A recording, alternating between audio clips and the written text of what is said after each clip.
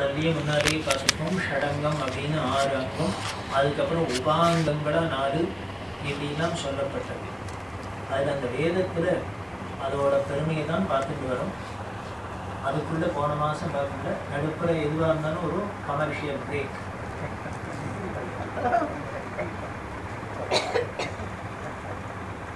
இப்போ எல்லாருமே எல்லாத்தையும் தொடர்ந்து ஒன்று பார்த்தாலோ கேட்கறதுக்கோ பொறுமை இருக்காதுன்னு நினைக்கிறேன். அப்பப்போ நடுப்புற கொஞ்சம் இன்டர்வல் விடணும்.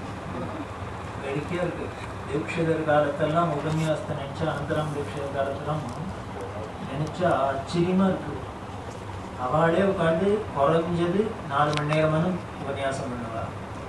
கேட்குறவாளும் 4 மணி நேரம் உட்காரணும், 8 மணி நேரம் உட்காரணும், 6 மணி நேரம் உட்காரணும். இது 4 மணி நேரம் ஒரு செஷன், அப்புறம் இன்னொரு 4 மணி நேரம் இன்னொரு செஷன். இப்படிலாம் ஒரு காலத்தில் நடந்திருக்கு. கச்சேரின்னு பார்த்தீங்கன்னா 3 மணி நேரம் 4 மணி நேரத்துக்கு மதுரை சோமு அப்படின்னு ஒரு வித்வான், அவருக்கு ஆரம்பிக்க தான் தெரியும். எப்போ முடிப்பார் அவருக்கே தெரியாது.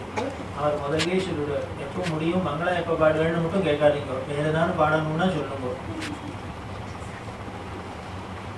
விடிய விடிய கச்சேரி, மதுரசோம் கச்சேரி பல பேர் கேட்டிருக்கலாம். ஆரம்பிச்சாக்க அநேகமாக 1 மணிக்கு 2 மணிக்கு 3 மணிக்கு தான். அப்படின்னா இது எதை காமிக்கிறது அப்படின்னா, அவளுக்குலாம் என்னதான் உடம்புல அப்படி ஒரு ஸ்டெமினா இருக்குன்னு தெரிஞ்சிருக்கணும். டெடிக்கேஷன் எல்லாருக்கும் பொறுமை இருந்தது முதல்ல. இப்போ எது முதல்ல போச்சுன்னு பொறுமை தான் போச்சு. ஒன்றுமில்லை, சிக்னலில் அவனே காமிக்கிறான் இத்தனை செகண்ட் 60, 59, 58, 57 அப்படிங்கிறதுக்குள்ள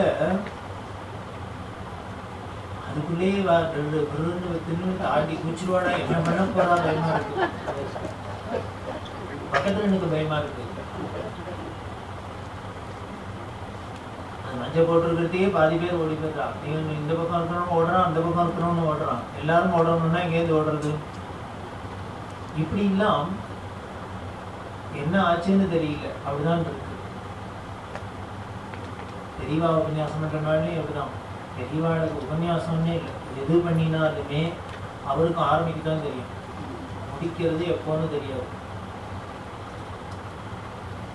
பூஜை பண்ண ஆரம்பிச்சாருன்னா அந்த வாளுக்கெல்லாம் இன்னமே வயத்துல கத்தி கதம் உடைச்சு பசி கிசின்னு இருக்கு. நல்லூர் கண்பாட்டிகள் அப்படின்னு இருக்கு. நல்லூர் கண்பாட்டிகள் என்ன பண்ண, பெரியவா வந்த புதுசு, பெரியவாளோட பரமகுரு நாள்லேருந்து மடத்தில் கைக்கிறோம் அப்படின்னு. அதனால பெரியவாளோட ரொம்ப சீனியர். பெரியவா பூஜைக்கு எதிர்க்கு போனாக்க, பூஜைக்கு போயிட்டு முடிச்சாருன்னா பரவாயில்ல, இவர் போகிறதுக்கே இவரை போகிறதுக்குள்ள எப்போ போகிறாருன்னு தெரியாது. ஸ்நானத்துக்கு போயிருக்கா, அங்கே யாரோ வித்வான்கள்லாம் வந்தா, இவா வந்தா அவளோட பேச ஆரம்பிச்சுட்டா. அது பேசினா எப்போ முடியும் தெரியாது. சரி, வந்தவாளுக்கான ஒரு இங்கீதம் வேண்டாமோ, பாவம் மேற்கொண்டு காரியம்லாம் இருக்கு, அதனால நம்ம அப்புறம் பூஜை முடிஞ்சப்பறம் வந்து பார்க்கலாம் அப்படின்னு அவளுக்கு அவசரம். பார்த்த இந்த வித்வான்களோட பின்னால ஸ்நானத்துக்கு போனா இன்னும் ஸ்நானம் மட்டும் இப்படி தண்ணிடணும், என்ன ஆச்சு அப்படின்னு பார்க்கலான்னு வந்து அங்கே ஒரு கோட்டி உட்காந்துட்டு பேசிட்டு இருக்காங்க. உடனே கனவாட்டிகள் சொல்லிகிட்டே வந்த, அண்ணா போச்சுப்போ, இன்னும் ஸ்நானமே ஆகலையா,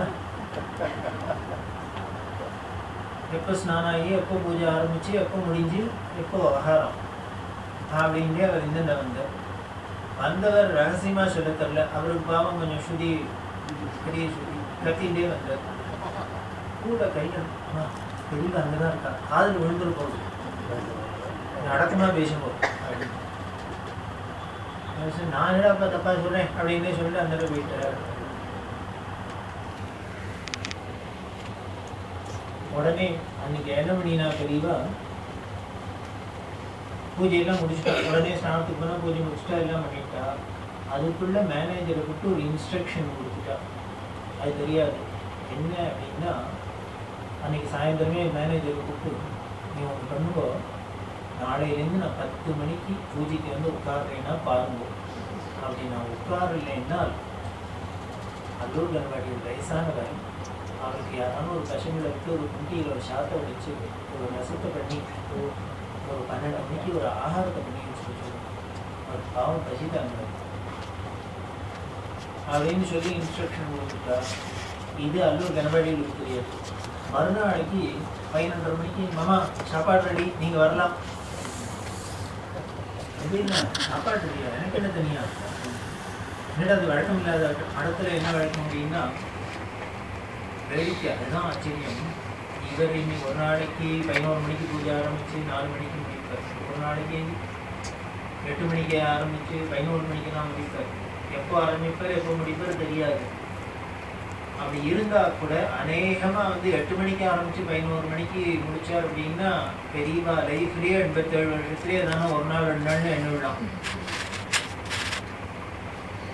வேறு வழி இல்லாத எங்கேயாலும் ஊருக்கு கிளம்பி ஓடணும் அப்படின்னா தான் உண்டு. இல்லை அல்பத்வாதசியாக இருந்தால் அது புண்ணியத்தை கட்டிக்கும்.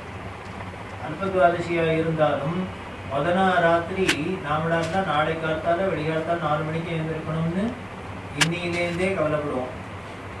நாளைக்கு 4 மணிக்கெலாம் எழுந்திருக்கணும், நாளைக்கு 4 மணிக்கெலாம் எழுந்திருக்கணும் அப்படின்னு ராத்திரி 8 மணிக்கே படுத்துக்கு போகணும், எல்லாம் பண்ணணும். பெரியவா அது என்ன பண்ணும், அல்பத்வாதசி மறுநாளைக்கு 7 மணிக்கு பிட்ச பண்ணணும் இருக்கிறனால ராத்திரி சீக்கிரம் காரியம் நடக்காது. ராத்திரி காரியமே 1 மணிக்கு முடிஞ்சு அதுக்கப்புறம் மறுநாள் காத்தால காரியமே 7 மணிக்கு முடிக்கணும். இப்படி இல்லாதான் இருக்கும். எப்படி இருந்தாலும் ஒருத்தரும் ஒன்று தீர்த்தம் கூட சாப்பிட மாட்டாங்க. பெரியவா சாப்பிடாத இருக்கணும், அது பட்ட கெட்ட, அது பிரம்மஞானி, அதுக்கு எது வேணா பண்ணலாம். சரீரம் காய கிளேசமானது. ஆனால் மற்றவெல்லாம் மனுஷா தானே, கிரஸ்தா தானே, எல்லாருமே அப்படிதான் இருப்பாங்க. ஒருத்தரும் சாப்பிட மாட்டாங்க.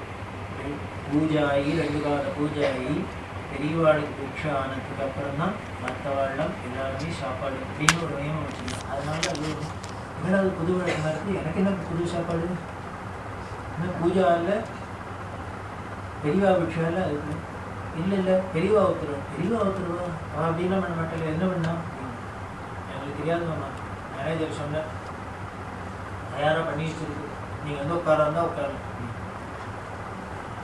நேராக மேனேஜர் பண்ண என்ன நீங்கள் இன்னும் உத்தரவு பண்ணிடலாம், எனக்கு தனியாக ஒரு சமையல் பண்ண சொல்லி எதுக்கு அப்படின்னா அவனே எனக்கு தெரியாது நம்பாட்டிகளை பெரியவா உத்தரவு. என்ன அது ஒத்தரா போனால் இவன் பேர் அவங்க போஸ்ட் ஆஃபீஸ்னு எதுக்கு பெரியவா பண்ணான்னு என்ன கேட்டால் என்ன தெரியும், பெரியவாளுக்கு தான் தெரியும். உடனே என்ன பண்ண நேராக பெரியவாள்கிட்ட இன்னும் வெள்ளஞ்செல்லாம் உத்தரவான், இன்னும் எனக்கு தனியாக சாப்பாடு வச்சுருக்கு. என்ன நான் தான் சொன்னேன் எதுக்கு, இல்லை எனக்கு ஒரு நாளை போல முன்ன பின்ன ஆகுது, 3 ரூபாய் வயசாகிடுது, அதனால் பசி தாங்காது, அதனால தான் நான் தான் சொன்னேன் பையனுக்கு. மேனேஜர்கிட்ட சொல்லி கனவாட்டிகிட்ட பாருங்க, நான் 10 மணிக்கு பூஜைக்கு உட்காந்து கலா அனுப்பி பூஜை முடிஞ்சு கொடுத்துன்னா ஒரு ஸ்பெஷலாக பண்ண வேண்டாம். அப்படி தாமசம் ஆகும் போல இருந்ததுன்னா கனவாட்டி எடுத்து 12 மணி 11 மணிக்கெல்லாம் ஒரு ஆகாரம் பண்ணி போட்டுருமோன்னு சொன்னேன். அதனால இது சொன்ன உடனே புரிஞ்சுன்னுட்டார். நேற்று எனக்கு சொன்னதை காதில் விழுந்துருக்குன்னு அவள் பாட்டுக்கு ஏதோ சாட்சியோட பேசிட்டு தான் வச்சுருக்காரு. அதுதான் கூட இப்போ சொன்னேன், அது இங்கே காதில் விழுந்துரும் அப்படின்னு விழுந்துடுத்து. அதனால் தண்ணி இருந்தது கனவாட்டி அழுத நமஸ்காரம் பண்ணேன். நான் இன்னைக்கு சொன்னேன் தான் பெரியவா விட்டு பெரியவா ஒன்றும் சொல்ல அதுக்காக தான் இது பண்ணேன் அப்படின்னு சொல்ல முடியுமா? இல்லை உங்களுக்கு வயசான சரீரம் நிறையா கைங்கிறவங்க அதுக்காக சொன்னேன். நான் நேற்றுக்கு சொன்னது எனக்கு பசிக்கிறதுக்காக சொன்னேன். நான் இனிமேல் போகிற கேட்டேன், வயசாகிட்டேன், இன்னும் என்ன இருந்தால் என்ன போனால் என்ன உடம்பு என்ன இருந்தாலும் நல்லா நான் சொன்னது பெரியவாளுக்காக சொன்னேன். பெரியவாளுக்கு தான் பீடத்துக்கு வந்துருக்கேன். சின்ன வயசுல இப்படி காலத்தில் வேலை ஆட்ட வேலையில் சாப்பாடு சாப்பிட்டு அது கொண்டு இருந்தால் உடம்பு தாங்கணும். அது சரீரம் தான் தாங்கணும், தாங்காது. இன்னும் நிறையா நாள் தாக்கு பிடிச்சாகும். இன்னும் ஏகப்பட்ட காரியம் எங்களுக்கெல்லாம் ஏதோ சாப்பிட்றோம், எங்கள் காரியத்தை பண்ணணும், சாப்பிட்டு போய் படுத்துக்கலாம். ஆனால் பெரியவாளுக்கோ அப்படி இல்லை. பெரியவா உடம்பு தாங்கணுமே, அவளுக்கு சக்தி இருக்கணுமே, இந்த லோகத்துக்கு நிறையா நாள் இருந்து அனுகிரகம் பண்ணணுமேங்க இருக்காது தான் சொன்னேன். இல்லை எனக்கு பசிக்கிறது அதுக்காக நான் சொன்னேன் அப்படின்னு அழுதா பெரியவாளுக்கு ரொம்ப உருகினான். காரணம் என்ன ஒரு தரிசனம் வரை பெத்த தாயார் மாதிரின்னு இருக்காங்க. நம்ம சாப்பிடலங்கிறதுக்காக அவள் வருத்தப்படுறா, நம்ம கும்பலங்கிறதுக்காக இல்லை. நம்மளுடைய தப்பாவே நான் சொன்னதோட தாற்பயம், நான் சொன்னதோட லட்சியம் தெளிவா உடம்பு வாழறதைங்கிறதுக்காக சொன்னேன். அது வரக்கூடாது, அதுதான் முக்கியம். உடம்புனா அதுக்கு தான் தெளிவாட பார்த்துக்க வேண்டும், அதுக்காக சொன்னேன். பல காலத்தில் அவள் காரியங்களை முடிச்சுட்டா நிறைய காரியம் இருக்குன்னு நிறைய நாள் பண்ண வேண்டியது, அதுக்காக சொன்னேன். உடனே தெளிவா மறுநாள்லேருந்து நாள்னு 10 மணிக்கு பூஜை கேட்பாங்க. இது எத்தனை நாளைக்கு போச்சுன்னா ரொம்ப நாள் போகாது. ஏன்னா தனவாடி சொல்லிட்டாரேன்னு அவர் வார்த்தைக்கு ஒரு மதிப்பு இருக்கும். ஒரு மாதம் 2 மாதம் வெயிட் பண்ணால் அதுக்கப்புறம் பழைய குடி கட்டி தான்.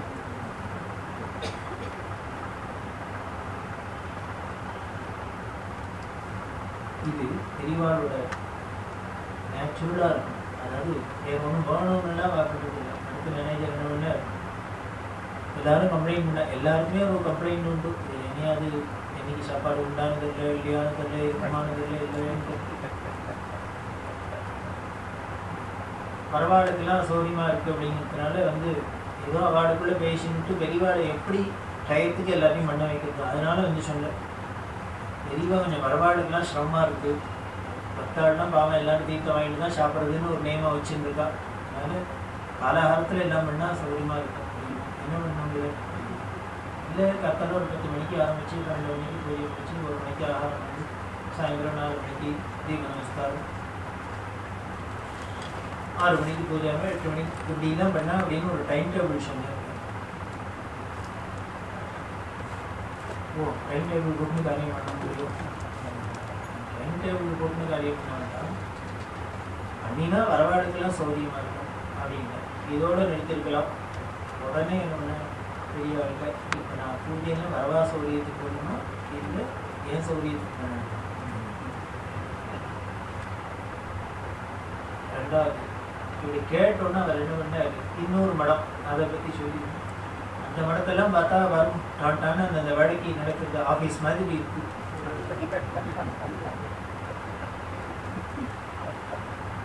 நடக்கிறது அப்படின்னு. அப்போ எல்லாரையும் அங்கேயே போச்சு. யாரும் இங்கே விட்டா போக சொல்லுவாங்க. நல்லா இருக்கலையோ சிஸ்டமேட்டிக்காக இருக்கலையோ போட்டுமே இங்கே. இது சொன்னால் மேனேஜர் கொஞ்சம் சுவாதீனமாக பேசுகிற பார்த்துக்கலாம். இப்படி சொன்னால் என்ன பண்ணுறது, இவர் ஏதானும் சொல்லி ஒரு டயத்துக்கு சிஸ்டமேட்டிக்காக கொண்டு வரலாம்னா இவர் முன்னையும் போக மாட்டேங்கிறார், பின்னையும் போக மாட்டேங்கிறார்.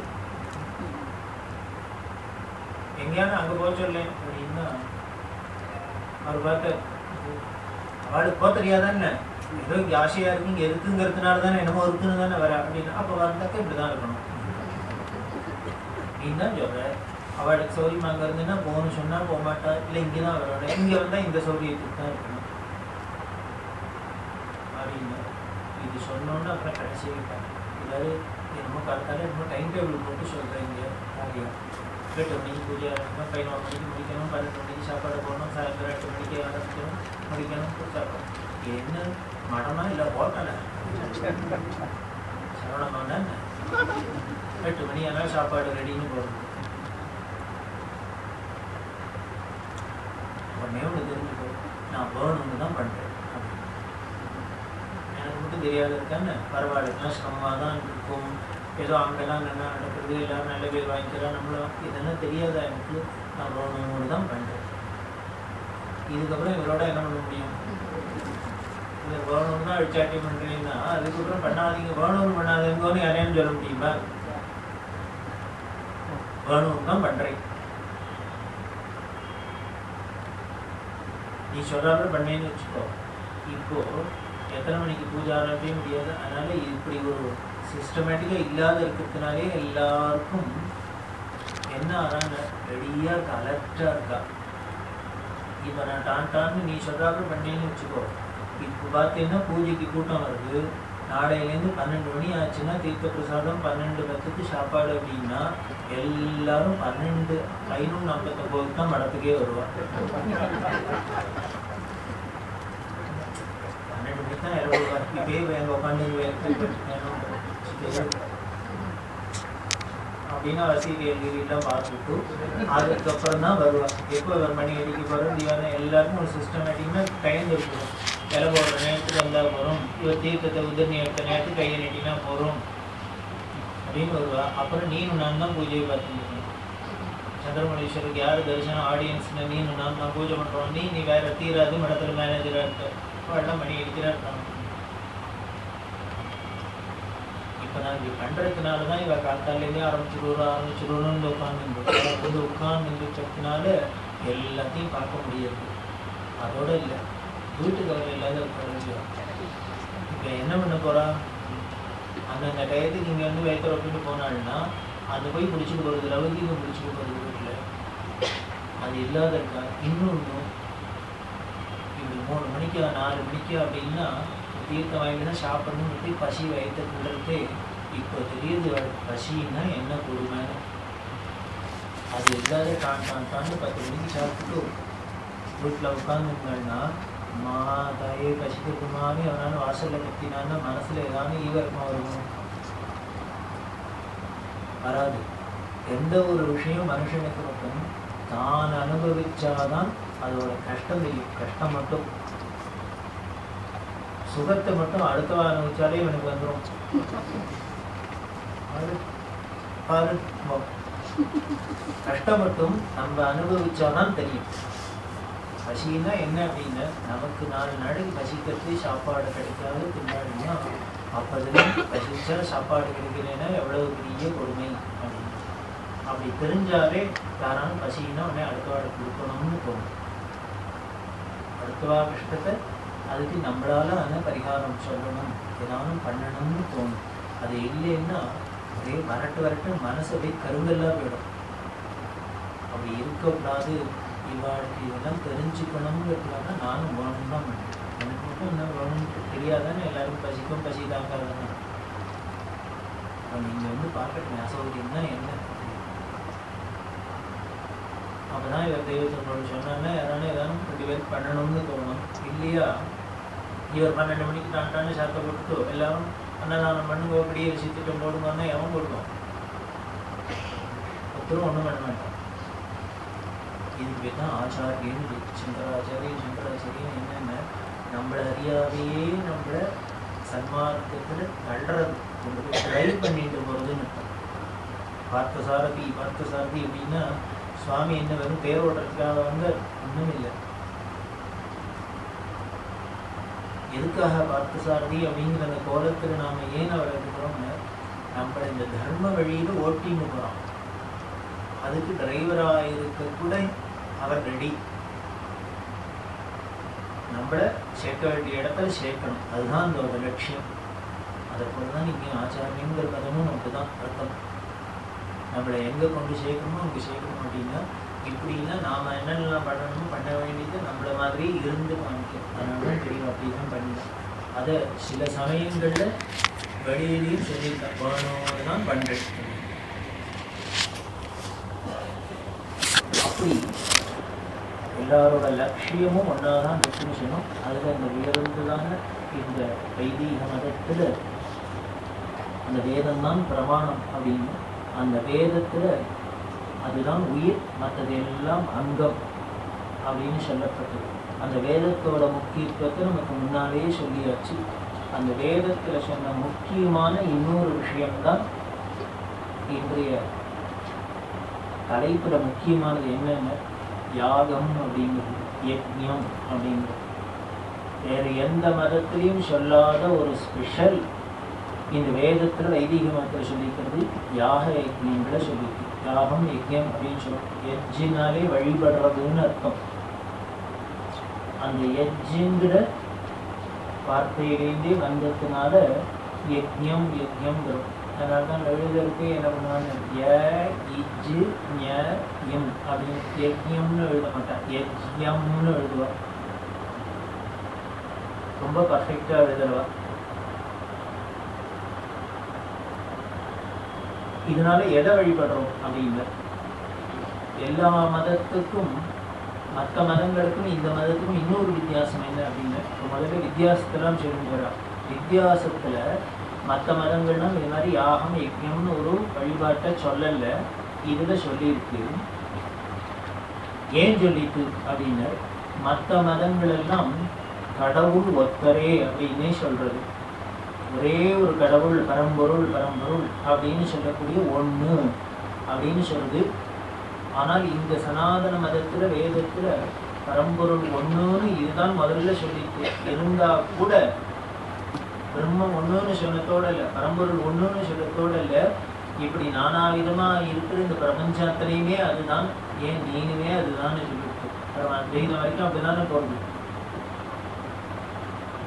இது ஒண்ணுன்னு சொல்ற நீனே அதுதான்ப்பா அப்படின்லாம் சொல்லி இருக்கு. அந்த அளவுக்கு ஒண்ணுங்கிறத நம்ம வரைக்குமே இறக்கின்னு வந்துருக்கு. அப்படி இருந்தா கூட இன்னும் என்ன சொல்றதுங்க, பல தேவதைகளை சொல்லியிருக்கு. இந்திரன்னு சொல்லியிருக்கு, வாயுன்னு சொல்லியிருக்கு, குபேரன்னு சொல்லியிருக்கு, வருணன்னு சொல்றது, அக்னின்னு சொல்றது, இப்படி பலவிதமான தேவதைகளை சொல்றது.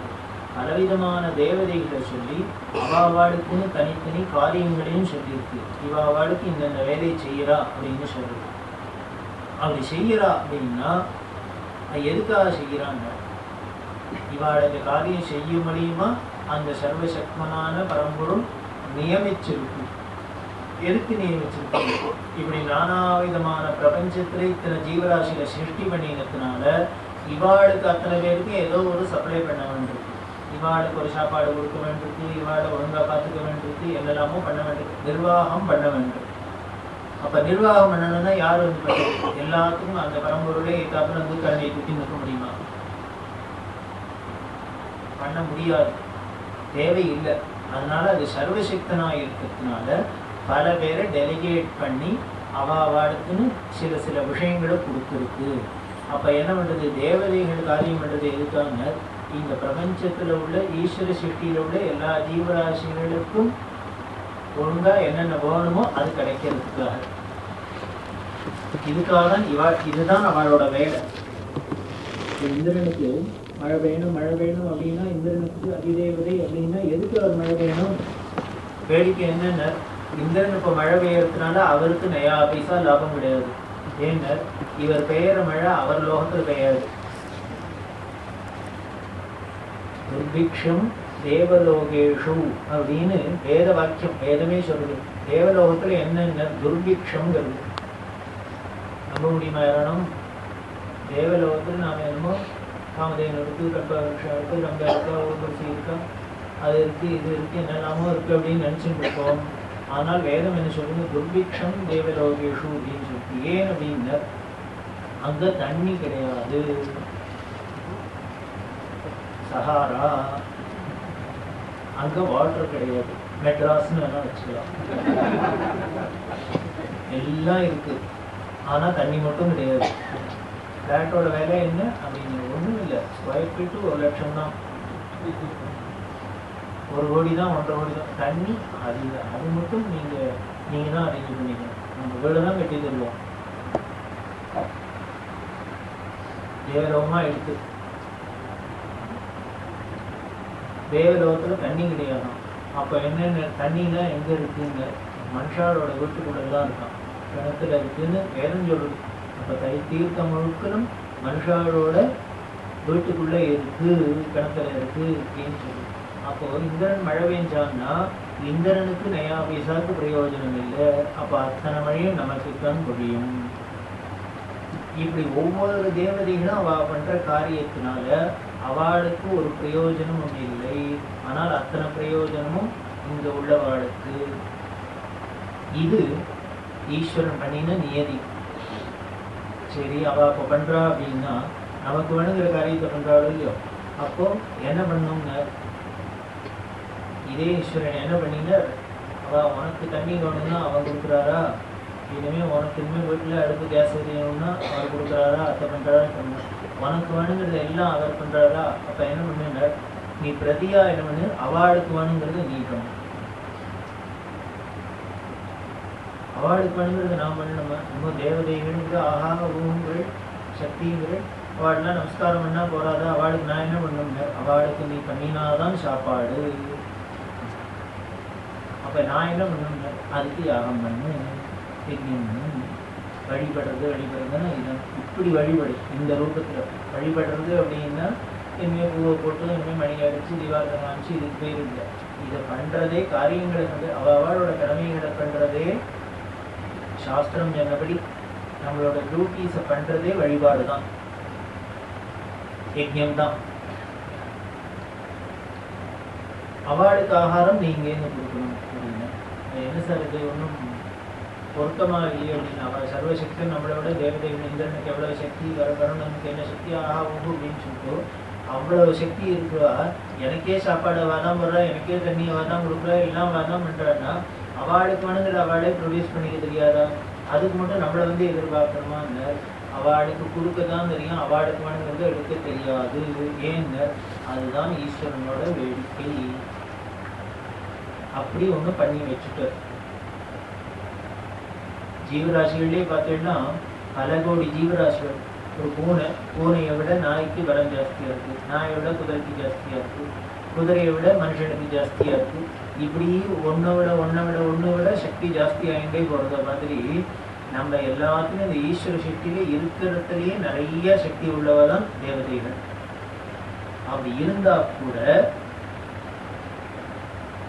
நாம என்ன பண்றோம் அப்படின்னு ஒருத்தருக்கு ஏதோ ஒரு விதத்துல லிங்க் இருக்கு, லிங்க் இருக்கிறதுனாலே பரஸ்பரம் யாருக்கும் மியூச்சுவலா ஏதாவது ஒண்ணு பண்ண வேண்டியிருக்கு. ஒருத்தருக்கு ஒண்ணு கொடுக்க வேண்டியது, இன்னொருத்தர் மீது அதுக்கு வேற பிரதியா வாங்கிக்க வேண்டியது. இந்த பரிவர்த்தனை இல்லாத ஈஸ்வர சிருஷ்டியில ஒரு ஜீவராசிகளும் கிடையாது.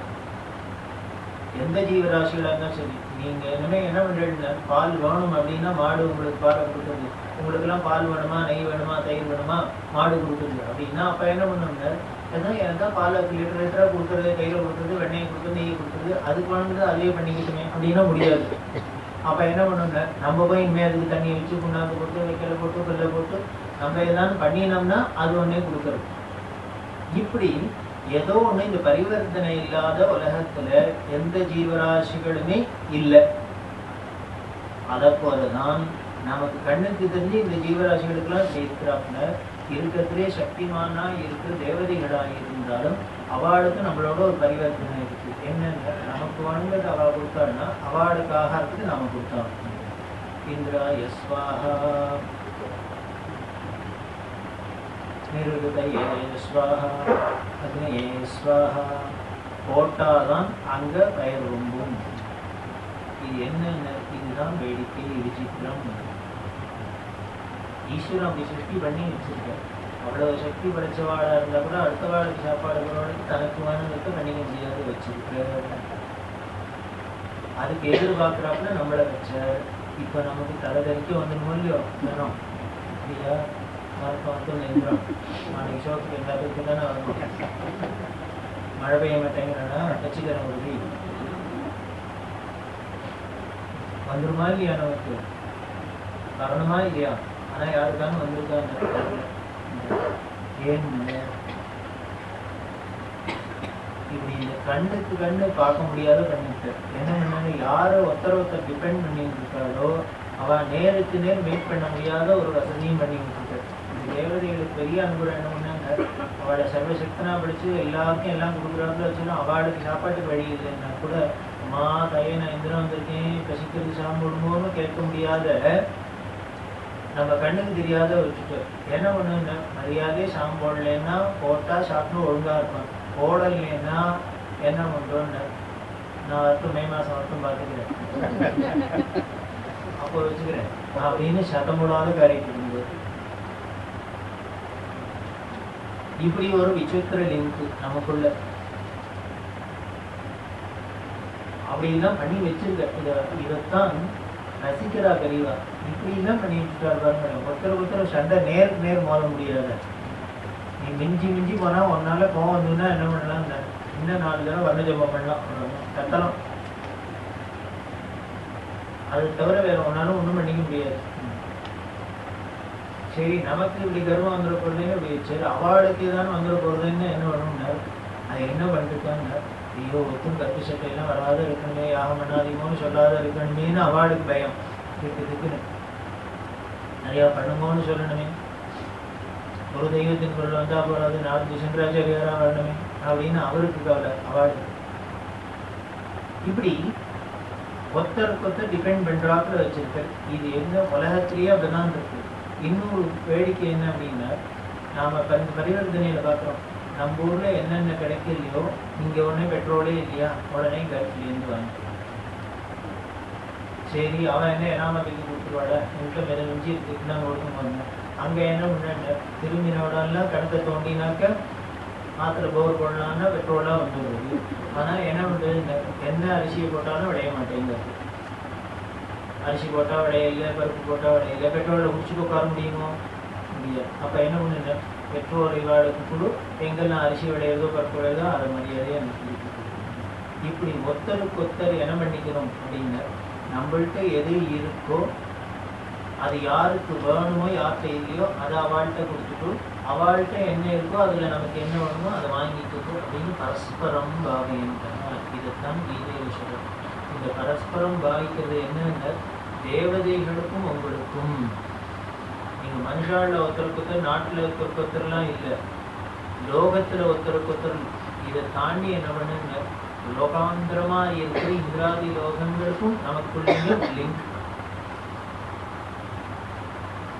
அப்பதான் ஒருத்தருக்கு ஒருத்தர் இந்த காரியம் நடக்கும். அப்படி இல்லைன்னா அவளுக்கு சாப்பாடு அவளே பார்த்துக்கலாம்னு வச்சுட்டோம். ஆனால் நமக்கு வேணுங்கிற மழையை மட்டும் அவள் பெய்யணும், பூமியை மட்டும் விளையணும்னு வச்சா ஒரு வேலும் பண்ண மாட்டான். அந்த இந்திரனாக இருந்தாலும் பண்ண மாட்டான், நம்மளால மனுஷாலாக இருந்தாலும் ஒன்றும் கேர் பண்ண மாட்டான். நமக்கு வேணுங்கிறது முக்கியமான அத்தியாவசியம் கிடைச்சிருக்குன்னா ஒரு வேலையே லட்சியம் பண்ண மாட்டோம், யாராக இருந்தாலும் சரி. அதனால என்ன பண்ணுங்க, எல்லாத்தையும் வச்சுட்டு எது ரொம்ப அத்தியாவசியமா அதில் கொண்டு அடுத்தவனை டிபெண்ட் பண்ணுறாப்புல வச்சு. இப்படி தேவதைகளுக்கும் மனுஷனுக்குமே ஒரு லிங்க் இருக்கு. ஒருத்தருக்கு ஒருத்தர் இண்டிபெண்டாக இருக்க முடியாது, அத்தியாவசிய தேவைகளை பூர்த்தி பண்ணி அடுத்தவரை எதிர்பார்க்கணும். ஆனால் அப்பேற்பட்ட உலகத்துல தான் நாங்கள் விசித்திரமாக ஒரு பாலிசி சித்தாந்தம் பேசுகிறோம். என்ன, ரொம்ப தற்காலத்தில் ரொம்ப முழங்குற ஒரு கோட்பாடு என்னன்னு, நான் ஒரு வேலை டிபெண்ட் பண்ணிட்டேன், இண்டிபெண்ட். சரி, தேவதைகளும் ஒன்னையுமே இண்டிபெண்ட் லிங்க் பண்ணி வச்சுட்டு சுவாமி என்ன கீதையில வேற சொல்லிட்டு வேற பேர்க்க ஆன் பண்ணிட்டு பரஸ்பரம் பாவயந்தகான்னுட்டு ஒருத்தருக்கு ஒருத்தர் அந்நியமா பாவிச்சுங்கன்னு வேற சொல்லிட்டு பேர்க்கார். அப்படி இருக்கிறதே நீ எதுவும் இண்டிபெண்ட் எப்படி இருக்க முடியும் அப்படின்னு இருக்க முடியாது. இண்டிபெண்டே கிடையாது. யாரோ ஒன்று இல்லை, அதில் என்ன இல்லை அதை மட்டும் கவனிக்கிறது இல்லை. நான் பிள்ளையை எதிர்பார்க்கலைன்னால் என்ன பண்ணணும், அனாதை ஆசிரமத்தை ஏஜ் ரூபமே எதிர்பார்க்கணும். அப்பா அம்மா குழந்தைய வச்சுக்கலைன்னா கிரஷை எதிர்பார்க்கணும். சமையல் உள்ள எதிர்பார்க்கலைன்னா சரவணபவனை எதிர்பார்க்கணும்.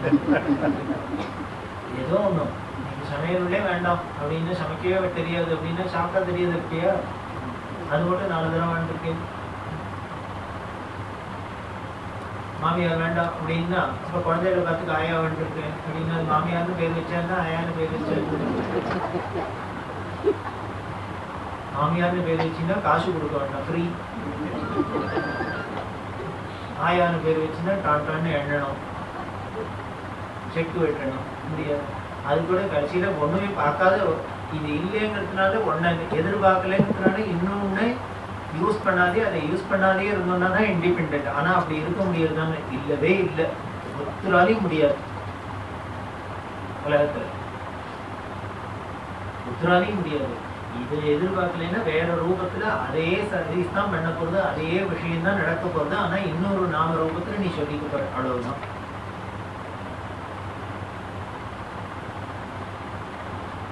இந்திரனுமே எதிர்பார்க்கல அப்படின்னா மினிஸ்டரை எதிர்பார்க்க, அவ்வளவுதான். நான் வந்து யாரைக்கும் பண்ண மாட்டேன், ஒரு மழை பெஞ்சா பெய்யணும், பெய்யலன்னா போட்டோம் அப்படின்னாரு. உடனே என்ன ஒன்று இரிகேஷன் மினிஸ்டர் ஏதாவது சீ வாட்டர்லாம் டீசாலினேஷன் பண்ணுவதா, அத்தை பண்ணுவதா, இத்தை பண்ணுவதா, மழையை வரவழைப்பதா, க்ளவுட் சீடிங் பண்ணுவதா அப்படின்னு ஏதோ ஒன்று உடம்பு சொல்லிட்டு போகிறோம். அதை எதிர்பார்க்கலாம். இல்லையா வச்சு வைமா வாழை, இனிமேல் அடுத்த உனக்கு ஓட்டு போட மாட்டேன். இது ஓட்டு போடுறதே என்ன எலெக்ஷன் சிஸ்டம்ல இந்திரகத்தி தேவதைகளுக்கு ஆகுதி கொடுக்கறது தானே. இந்திராய ஸ்வாகான்னு ஆகுதி கொடுத்தீங்கன்னா மரியாதையாக மழை வரும். இல்லையா என்ன மினிஸ்ட்ரே ஸ்வாகான்னு போட்ட போடுற, அது அக்னியில் போடுற, இது பொட்டியில் போடுற. இது தினம் போடுற, அது 5 வருஷத்துக்கு ஒரு தினம் போடுற.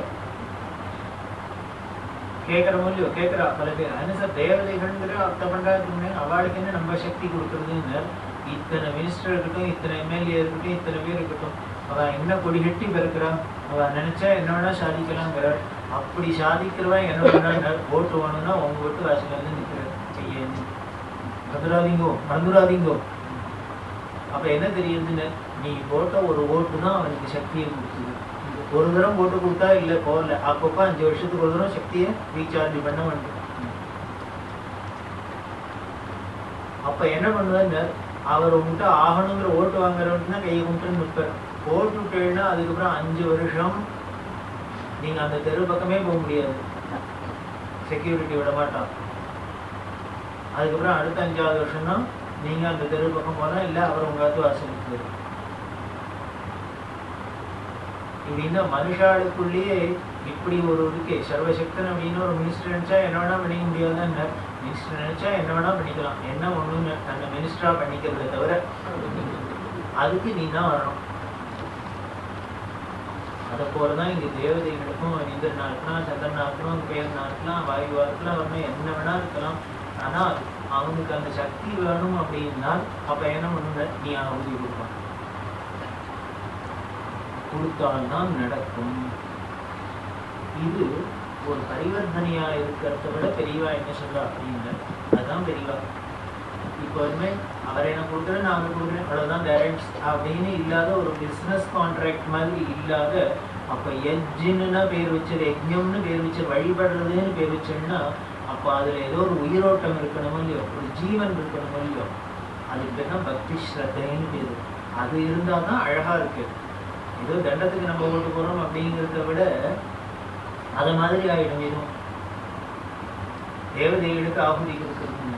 அப்போ வழிபடுறது அப்படின்னா என்ன பண்ணுங்க, ஒரு பிரியத்தினால பண்ணணுமா. அந்த பிரியம் எப்போ வரும் அப்படிங்க, இந்த நன்றிங்கிறதுனால வரும். அவன் நம்ம கொடுக்குறா சார், நம்மளை சத்தியமா வச்சுக்கணும். அதனால நம்ம ஏதோ திருப்பி நாம ஏதானும் பண்ணணும். அவள் பண்றதுக்கு நம்மளால ஒன்றும் பண்ண முடியாது, அட்லீஸ்ட் கொஞ்சமா அப்படிங்கிற ஒரு பாவத்தோட ஒரு பிரியத்தோட பண்றதுனால தான், வழிபடுறதுனால தான் இது பக்தி பாவம்னு வேற சொல்ற மாதிரி இல்லையா. வெறும் சாதாரண பிசினஸ் ஆயிடும். பணத்தை கொடுத்தேன் அவன் பெரிய கொடுத்தான், அவ்வளவுதான், இதுல என்ன நமக்கு அவனுக்கு உறவு அப்படின்னு வந்து அது இல்லாத அதை தாண்டி ஒரு தெய்வீகமான ஒரு மனிதாபிமானத்தோட கூடிய ஒரு நட்பா இதாயிடும். அதுதான் பரஸ்பரம் பாவையின்காங்கிற கடற்க பிரயோகம் வரும். அந்யோன்யமா பண்ணிங்க. அம்மா அவன் தண்டத்துக்கு மழை பெய்யுன்னா அவனும் போட்டக்கூடாது, இனிமேல் நீங்களும் போட்ட சொல்ல வேண்டியிருக்கு அப்படின்னு இந்திராயஸ்வாகந்தா கழிச்சுக்கோன்னு பண்ணிட்டு ஆசையா இருக்கும். அதுக்கு என்னன்னு, நம்ம உலகத்துல யாருக்கான ஒருத்தருக்கு இல்லைன்னா அவளுக்கு சர்வீஸ் பண்ணணும் அப்படிங்கிறோம். இன்னும் நாஸ்திகர்கள் முதற்கூட என்ன பண்றாங்க, இல்லாதவாளுக்கு கொடுக்கறது சர்வீஸ் பண்ணினோம்னாலே அது பெரிய சேவை அப்படிங்கிறார். அதுதான் என்ன சொல்றாங்க, மக்கள் சேவையே மகேஷன் சேவை அப்படின்னு. இல்லாத ஜனங்களுக்கு போய் ஒரு சர்வீஸ் பண்ணினா அது ஈஸ்வரனுக்கு ஆராதனை பண்ணின்னு தான், பூஜை பண்ணின்னு தான் அவனு சொல்றாள் இல்லையோ. அதை தெளிவா இங்க எடுக்கிறா. நாஸ்திகள் முதற்கொண்டு சொல்றா, இல்லாதவாளுக்கு ஒன்றை கொடுத்தாக்க பண்ணினாக்க சர்வீஸ் பண்ணா அது பெரிய திருப்தி படுறது ஒரு சேவைன்னு சொல்றா. அது இல்லாத மனுஷாளுக்கு கொடுக்கணும்னா நான் இல்லாத தேவதைகளுக்கும் கொடுத்துட்டு போகலாமே. அவளை இல்லாதவா தானே, சாப்பாட்டுக்கு இல்லாதவா தானே, அதனால அவளுக்கு கொடுக்குறது. ஏதோ ஏழைகளுக்கு அன்னதானம் பண்ணாதானே இல்லை, அதை விட பெரிய பிரகாரங்களுக்கும் இல்லை அன்னதானம் பண்றேன் அப்படின்னு, இந்திரனுக்கும் சாதம் போடுறேன் அப்படின்னு ஒரு திருப்தி பெற்றுக்கலாமே. ஏன்னா ஈஸ்வர சிருஷ்டியில இருக்கிறது தான், அவளும் ஒரு ஜீவராசி தான். அதனால ஈஸ்வர சிருஷ்டியில இருக்கிற எந்த ஜீவராசிகளுக்கு நீங்க மனுஷனுக்கு சாதம் போட்டாலும் நமக்கு புண்ணியம்னு நினைக்கிறோம், அதை சர்வீஸா நினைக்கிறோம். ஒரு வாயில்லாத ஜீவன்களுக்கு போட்டாலும் அதை ஒரு பெரிய சர்வீஸ்ன்னு நினைக்கிறோம். அப்படின்னா இதையும் தாண்டி ஒரு தேவதைகள்னு ஒரு ஜாதி இருக்கு, அவளுக்கும் ஒரு இனம் தான் ஈஸ்வர சிருஷ்டியில. அதுக்கு பண்ணினாலும் அந்த பகவான் பிரீத்தி அடையத்தானே போற, அதுவும் மகேசன் சேவையா தானே போறோம். அதுக்காக நீங்க எல்லாம் பண்ணலாமேங்கிற பண்ணலாம். ஒரு சிம்பத்தியிலேயாரும் பண்ணுவாள். ஐயோ அவன் இல்லாதவன் அவனுக்கு நம்மளை கொடுத்துட்டு போறான். இது இது யாக யஜ்ஞத்தோட தாத்பரியம், இதுதான் தாத்பரியம். அதோட பலன் 3 சொல்லி இது பண்றதுனால, இது வேதமே விதிச்சு பண்ணிக்கிறதுனால ஒரு காமன் காஸ்க்கு நடக்கிறது. என்னென்ன இங்கேயே இப்பவே உனக்கு என்னென்ன வேணுமோ அதெல்லாம் கிடைக்கும். மழை வேணும்னு நினச்சின்னு பண்ணியா மழை பெய்யுது, பூமி விளையணும்னு நினச்சின்னு பண்ணியா பூமி விளையுது, ஆரோக்கியமாக இருக்கணும்னு நினச்சியா ஹெல்த் இருக்குது, வியாதி இருக்க எல்லாரும் இப்படி இங்கே வேணுங்கிறதுக்கு உண்டான பலன்கள்லாமும் கிடைச்சிடுறது. 2வது பலன் என்ன கிடைக்கிறது, இதை தாண்டி நாம இந்த உயிரோட்டு போனதுக்கு அப்புறமும் நல்ல சொர்க்காதி லோகங்கள்ல போய் அதுக்கு உண்டான பலனும் கிடைக்கிறது. இந்த யாகம் பண்ணா அந்த லோகத்துக்கு போவேன், இந்த இது பண்ணினா அதை பண்ணுவேன், இதெல்லாமே சொல்றது இல்லையா, அதெல்லாமும் கிடைக்கிறது. அப்ப என்னன்னு இதை பண்றதுனால நீ இங்க இருக்கிறதையே உனக்கு டேஞ்சிபிள் பெனிஃபிட்ஸ் என்னென்ன வேணுமோ கிடைச்சிடுது. இதை தாண்டி இன்டேஞ்சிபிள் பெனிஃபிட், இன்டேஞ்சிபிள் பெனிஃபிட் சொர்க்காதி லோகத்தை சொல்லக்கூடாது, அதுவும் டேஞ்சிபிள் தான். அடுத்தது இன்டான்ஜிபிள்னு ஒன்று 3வதா கீதையில சொல்ற, அது என்னென்ன, அதுதான்ப்பா சித்த சுத்திங்கிற ஒன்று. அது எப்போ வரும்னு, இது ஏதோ பண்ணியிருக்கேன், அவர் எனக்கு ஏதோ மழையெல்லாம் பெய்யற, நான் உடனே திருப்பி யாகம் பண்றேன் அப்படிங்கிற ஒரு பாவம் இல்லாத, இல்லை இதே திருப்பி போட்டாங்க நான் இனிமே யாகம் பண்ணினா அவர் மழையை பெய்யணும் அப்படிங்கிற ஒரு எதிர்பார்ப்பு இல்லாத ஒன்னே ஒன்று. என்னமோ வேதம் சொல்லியிருக்கு, ஆச்சாரியெல்லாம் சொல்லியிருக்கா, ஆண்கள்லாம் சொல்லியிருக்கா, எல்லாரும் பண்ணிட்டு வந்தா, என் தாத்தா பண்ணார், அப்பா பண்ணார், எல்லாரும். அதனால நான் மண்டேசன் அவ்வளோதான். எனக்கு என்ன இது பண்ணா அந்த பண்ண அதை பண்ணா இந்த பண்ண, அதெல்லாம் எனக்கு I am not at all interested. எனக்கு அதை பற்றி எனக்கு முக்கியம் இல்லை.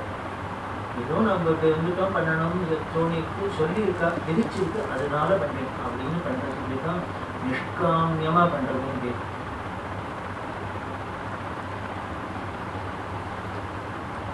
எல்லாருக்கும் தெரிஞ்சிருக்கும், மகேந்திர மண்டலத்தில் தெளிவா வித்யாபியாசம் பண்ணினது, அந்த இடத்துல சந்திரமணீஸ்வர ஆலய திருப்பணி நடந்துருக்கு. அதுக்கு தான் இந்த கலெக்ஷன்ஸ். அதனால சிவாத்மமாக உங்களுக்கு கைப்பறிங்க. அதனால அப்ப அந்த எதிர்பார்ப்பு இல்லாத எந்த ஒரு காரியத்திலையுமே பாருங்க, எதிர்பார்ப்பு இல்லாத பண்ணினாலே அதோட சான்டிட்டி தனி தான். உதாரணத்துக்கு சொன்னோம் அப்படின்னா, அப்பா அம்மா சாதம் போடுறா, நம்மளை வளர்க்குறா அப்படின்னா நிச்சயம் உலகத்துல எந்த அப்பா அம்மாவுக்கும் எதிர்பார்ப்பு இருக்காது. இன்னைக்கு சாதம் போடுறோம், 20 வருஷம் சாதம் போட்டிருக்கோம், அதுக்கப்புறம் நமக்கு ரிட்டையர் ஆனதுக்கப்புறம் 60 வயசுலேருந்து 80 வயசு இருக்க போகிறோம், அந்த 20 வருஷத்தை நம்ம கடன் அடைக்க போகிறோம் அப்படின்னு யாராலும் எதிர்பார்ப்பாட மாட்டா. சரி, நாம் நல்லவனாக இருந்தாலும் சரி, கெட்டவனாக இருந்தாலும் சரி, அப்பா அம்மாட்ட பிரியமாக இருந்தாலும் சரி, பிரியம் இல்லாத இருந்தாலும் சரி, எப்படி இருந்தாலும் அவன் என்ன சொல்லி, ஏதோ சார் நம்மளோட கடமை எத்த கடமை பண்ணுறோம் அவ்வளோதான் இப்படின்னு சொன்னால் பண்ணுற அளவு. அப்போது அப்படி பண்ணுறவாளை பார்த்து தான் உலகம் பெருசாக பிரமாதமாக நினைக்கிறது. நம்ம தான் சொல்லணும் சார், அது கொஞ்சம் கூட எதையோ பார்க்கணும், நம்ம எப்படி இருந்தாலும் அவர் பண்ணுறது பண்ணி அப்படின்னா இது ஒரு சாதாரண விஷயங்களுக்கு ஒரு எதிர்பார்க்காத நம்ம ஒருத்தருக்கு ஒன்று பண்ணினா அவள்கிட்டையும் திருப்பி இது மாதிரி இது வரும் அப்படின்னு எதிர்பார்க்காத பண்ணினா அது ஒரு பெரிய தியாகம்னு சொல்லி அதை பெருசாக சொல்கிறோம். அப்படின்னா இப்போ தேவதைகள் மனுஷாட்டே இதை தாண்டி தேவதைகள்ட்டு என்ன பண்ணுங்க, நான் இதை பண்ணினாக்க மழை வருங்கிறதுக்காக நான் பண்ணலை, எனக்கு என்னமோ யாகம் பண்ணுன்னு என்னை சாஸ்திரம் சொல்லிட்டு விதிச்சிருக்கு, அதனால நான் பண்ணுறேன், அந்த அர்த்தம் இல்லைன்னா போதும் அப்படின்னு எதிர்பார்ப்பு இல்லாத பண்ணினா அப்ப என்ன பண்ணுங்க, ஒரு காரியம் பண்ணினா அதுக்கு ஒரு பலன் உண்டு அப்படின்னு ஒரு நியதி இருந்ததுனால், அப்ப நான் எதிர்பார்க்காத காரியம் பண்ணினாக்க, நான் மழை வரணும்னு நினைச்சு எதிர்பார்த்துன்னு பண்ணினா அதுக்கு மழை வந்துருக்குன்னா இந்த காரியத்துக்கும் அதுக்கும் அக்கௌண்ட் டேலி ஆயிடுதுன்னு வச்சுக்கலாம். இப்ப நான் காரியமும் பண்றேன், ஆனா அதுக்கு உண்டான உத்தேச பலனை நான் எதிர்பார்க்கல அப்படின்னா அப்ப என்ன பண்றதுன்னு, அப்ப வாங்கிட்டவனுக்கு ஏதாவது ஒண்ணு பண்ணித்தானே ஆகணும் பிரதியா. அப்ப என்ன பண்ணுங்க, சித்த சுத்தியை கொடுக்குறது. அதுதான் ஒரு கர்மானுஷ்டானம் பண்ண பண்ணி சித்த சுத்தி வரும். சித்த சுத்தி வரும்னா என்னென்ன எப்போ வரும் அப்படின்னா, நான் பண்ணிகிட்டே இருக்கேன், விழுந்து விழுந்து பண்ணிட்டு எனக்கு சித்த சுத்தி வரலன்னா நாம காமியமா கர்மாவை பண்ணிட்டு ஆயுசு முழுக்கலும் இல்லை, எத்தனை ஜென்மா எடுத்து பண்ணினாலும் ஒரு நாளும் சித்த சுத்தி வராது. அப்ப நிஷ்காமியமா பண்ணினால்தான் அதுல சித்த சுத்தி வரும். அப்படின்னா என்ன, காமியமா பண்ணிட்டா நீ அதுக்கு உண்டானது கூலியை வாங்கினுட்டார், ஒரே காரியத்துக்கு ரெட்ட கூலி தர முடியாது. எதை டேஞ்சபிளா நீ இது மாதிரி எதானு வேணும்னா வாங்கிக்கோ, இல்லையா இது எல்லாத்துக்கும் போனா போறது, உனக்கு சித்த சுத்தி கொடுக்குறேன், எது வேணும். அதைத்தான் கீதையிலையும் சொல்ற, என்ன பண்ண அப்படின்னு சர்வ தர்மானு பரித்தியஜ்ஜ. அதுக்கு என்ன அர்த்தம் அப்படின்னு, எல்லாத்தையும் தர்மத்தெல்லாம் விட்டுட்டு விழுங்கோன்னு அர்த்தம் இல்லை. இன்னும் ஒண்ணும் இல்லை, எல்லா காரியத்தையும் நீ பண்ணுப்பா. இது எத்தனையும் ஏதோ நான் சொல்லியிருக்கேன், என்கிட்ட இருக்கிற பிரியத்தை சார் சொல்லிட்டா சார், எனக்கு வேணுங்கிறதே இல்லை, அதை சொல்லியிருக்கேன் பெரிய மனுஷன், நமக்கு ரொம்ப வேணுங்கிற அப்படின்னு நாம ஒரு அந்த பாவத்தோட பண்ணினீங்கன்னா, அப்ப நான் ஒண்ணே இருக்கா, நீ எதை பண்ணினாலும் யார் பண்ணாலும் வாங்கி வச்சு நான் கடன் போட்டு சும்மா உட்கார மாட்டாங்க. என்ன பண்ணுவீங்க, அதுக்கு நீ எதிர்பார்க்காத ஒரு பலனா கொடுக்குறேன், உனக்கு சித்த சுத்தியை கொடுக்குறேன் அப்படின்னு கிடைச்சிடும் அப்படின்னு. அதுதான் யாரும் மூணாவது பலன் சித்த சுத்தி. முதல் பலன் இங்க இருக்கிறதையே நமக்கு வேணுங்கிறது இடத்துல வேணுங்கிறதுலாம் கிடைக்குது. ரெண்டாவது நாம போனதுக்கு அப்புறம் சொர்க்காதி லோகங்கள்ல ஏதோ போக போக்கின்னு அனுபவிக்கிறது. மூணாவது இது ரெண்டுலையும் நமக்கு லட்சியம் இல்லைன்னால், கவனம் இல்லைன்னால், மூணாவதா இருக்கிற பரம பிரயோஜனமான சித்தசுத்தியை கொடுக்கிறது. இந்திராதி லோகங்கள் பல வாசம் கூட நமக்கு அந்த போகங்கள் கூட டெம்பரவரி தான். அப்ப என்ன பண்ணுங்க, இந்த புண்ணிய பலன் இருக்கிற வரைக்கும் அங்க இருக்கும், அது முடிஞ்சு கொடுத்தனா உடனே திருப்பி விசா காலி ஆயிடும், நேரம் திரும்பி வந்துடணும். அங்க கிரீன் கார்டு எல்லாம் கிடையாது, பர்மனெண்டாலாம் இருக்க முடியாது, திரும்பி வந்துதான் ஆகணும். இல்லையா அப்புறம் கிரீன் கார்டை கொடுத்தாலும் என்ன பண்ணுவாங்க, ரெசெஷன் வந்து நீனாவே ஓடி விழுந்து அடிச்சுன்னு ஓடி வராமல் ஆயிட்டு பண்ணிடுவாங்க, ஏதோ ஒன்று நடந்துடும். இப்படி எதுவா இருந்தாலும் இது மாதிரி ஆயிடும். அது அதனால அந்த பலனு கூட பெருசா சொல்லலை. அதனாலதான் என்ன பண்ண, அது பிரிவா வியாக்கியானம் பண்ணார். பகவத்பாதா ஞானத்தை சொல்ல வந்தவர், முழுக்க முழுக்க ஞானத்தை தெளிவை ஏற்படுத்த வந்தவர். அவர் கடைசியா சொல்லிட்டு பொறுத்து சோப்பான பஞ்சகத்துல என்ன பண்ணாங்க, வேதம் முக்கியம் அதிகதான், அது இன்னும் கர்மஸ்கனுஷ்டியதாம் அப்படின்னு சொல்லிட்டு போறார். வேதத்தை தினமும் ஒருங்கள், அதுல சொன்ன கர்மானுஷ்டானங்களை நன்னா பண்ணுங்கள் அப்படின்னு சொல்லிட்டு போறார். அப்படின்னா ஞானத்தை சொல்ல வந்தவருக்கு இதையும் சொல்லணும் அப்படின்னு இதுலேருந்து தெரியுது. இந்த ஞான வரணும்னாலே முதல்ல இடம் கிளீன் ஆகணும், சித்த சுத்தி ஏற்படணும் அப்படின்னு. இந்த சித்த சுத்திக்கு ஒரே விஷயம், ஒரே மெத்தடு என்ன இல்லை, கர்மானுஷ்டானங்கள். அந்த கர்மாவை பண்றது எப்படிங்க, நீனாவே அவளுக்கு தோணினத்தை பண்ணாத ஒரு காமன் சட்டமா இருக்கிற வேதம் சொன்னபடி பண்றது சொல்லணும். நாம நினைச்சதை பண்றோம், பிடிச்சதை பண்ணினோம்னாலே அங்கேயே ஈகோ ஒட்டின்றது.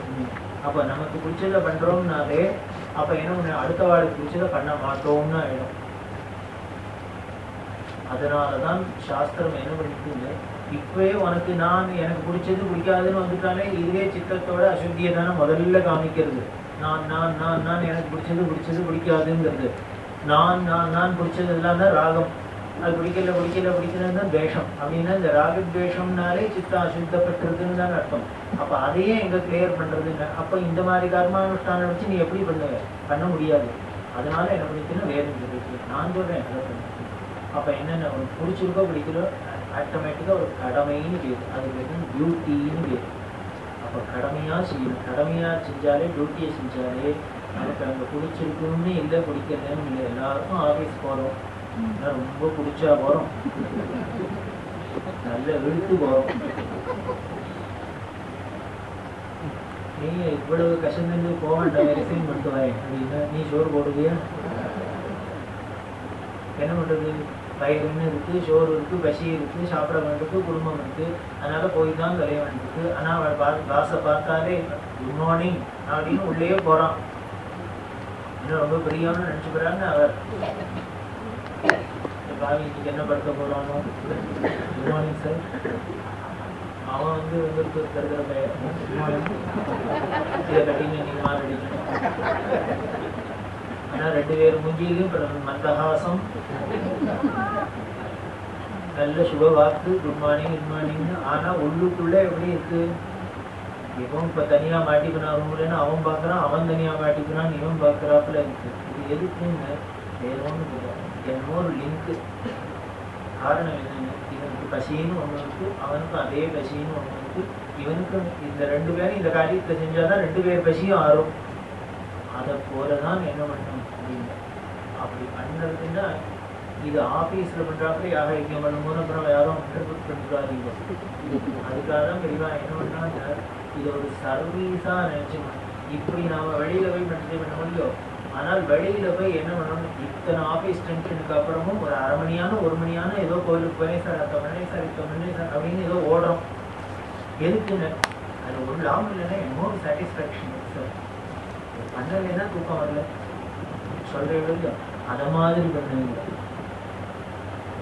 டூட்டிங்கிறதுனால வரட்டு ஒரு மனிதாபிமானம் இல்லாத ஒரு ஈரம் இல்லாத பண்ணாத டியூட்டியை பண்ணினா கூட பிரியமா பண்ணும். அப்படின்னா என்ன, ஆபீஸ்ல போறதையும் நிஜமாவே சந்தோஷத்தோட போய் கைங்கரியம் பண்றது. கைங்கரியம் அது மாதிரி இந்த யாகை பண்ணு. அது எதுக்காக வேதம் விதிச்சதுன்னு, அப்போ அது விதிச்சிருக்கா அதனால பண்றேன் அப்படின்றது எல்லாருக்கும் ஒரே சட்டமா போயிடுது. அப்போ எனக்கு பிடிச்சது அவருக்கு பிடிக்காது, இந்த இங்கே முதல்ல அடிபட்டு போச்சு, இந்த ராகத்வேஷம் அடிபட்டு போச்சு. அதனாலதான் இந்த சாஸ்திரம் கர்மாவை விதிச்சுது.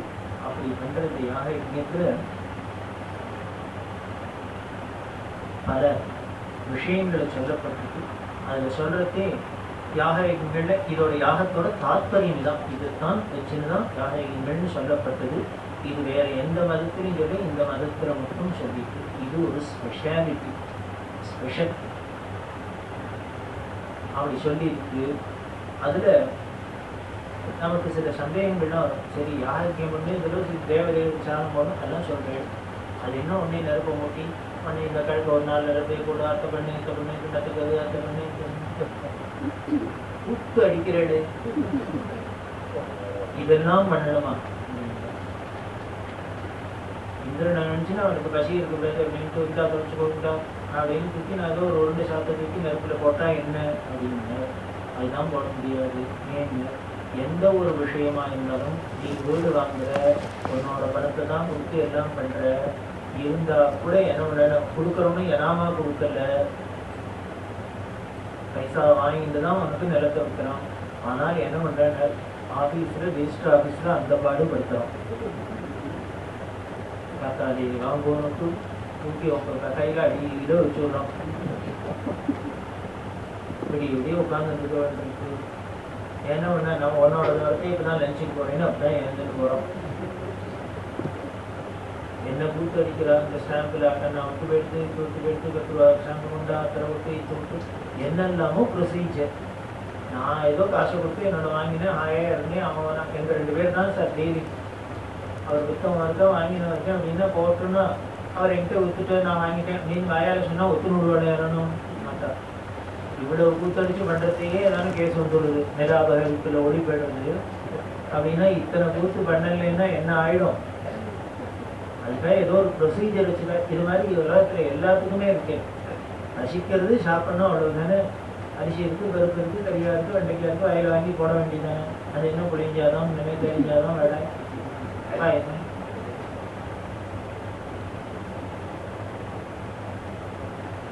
இல்லையே. இப்படி எந்த ஒரு காரியம் எடுத்தாலும் ஒரு ப்ரொசீஜர் இருக்கு. அதுக்கு காரணம் என்னன்னு உனக்கு பசி ஆறணும் அவ்வளவுதான். அதுக்கு உடனே அரிசியத்தினாலும் அர்த்தம் வருது. இருந்தாலும் கொஞ்சம் புரிஞ்ச வெண்பொங்கல் தின்னு பாரு. இதுல ஆடுறாப்புல ஆடுனா பசியும் ஆடுறது அதுக்கும் மேல என்னமோ ஒரு ஆனந்தமும் கிடைக்கிறது, சாப்பிட்ட ஆனந்தம். அதை போலதான் இங்க தேவதைகளுக்கு கொடுக்கணும்னா கூட ஏதோ கடமைக்கு வாழ்க்கை நம்ம கடன்பட்டிருக்கோம் தீக்கிறோம் அப்படின்னு இல்லாத அதுக்குன்னு ஒரு ப்ரொசீஜரை வச்சு இப்படிதான் பண்ணணும் அப்படிதான் பண்ணணும் அப்படின்னு இந்த ப்ரொசீஜர் இல்லாத காரியமே உலகத்துல கிடையாது. உப்பு அள்ளணும்னா கூட ப்ரொசீஜர் உண்டு. அதுக்கு என்ன காக்கி சட்டையை போட்டு உப்பு அள்ளினாலும் உப்பு வருமா என்ன? காக்கி சட்டையிலையும் அரட்ராயர் தான் போட்டுக்கணுமா என்ன? முழு பேண்டை போட்டு அள்ளினா வராதா? என்னெல்லாமோ வச்சிருக்காளோ இல்லையோ. எந்த ஒரு காரியத்துக்கும் ப்ரொசீஜர் இருக்கு, அதுக்குன்னு ஒரு நியமம் இருக்கு. அதுபடித்தான் பண்ணித்தான் ஆகணும். அதை போல இந்த யாகன்னா கூட அதுக்கும் இப்படிதான் பண்ணணும் அப்படிதான் பண்ணணும்னு ரிஷிகள் நமக்கு பலவிதமான விஷயங்களை வச்சிருக்காங்க. அது பண்ணின்னு சொல்றபடி பண்ணினாதான் அதான் சட்டபூர்வமான அர்த்தம். அப்படி சட்டப்படி பண்ணினாதான் அது லீகலி அதுக்கு ஒரு மதிப்பு வராப்புல ஒரு உறுதி வராப்புல எந்த ஒரு கர்மானுஷ்டானமாக இருந்தாலும் சாஸ்திரம் சொன்ன அந்த ப்ரொசீஜர் படி பண்ணினால்தான் அது பலிக்கும். அதுக்கு பலன் உண்டு, அது ரிஜிஸ்டர் ஆகும். இல்லாத என் இஷ்டத்துக்கு பண்ணினா திருப்பி அதே ராகத்வேஷம் வந்துடும். எனக்கு பிடிச்சது எனக்கு பிடிக்காதுன்னு உடனே வந்துடும்.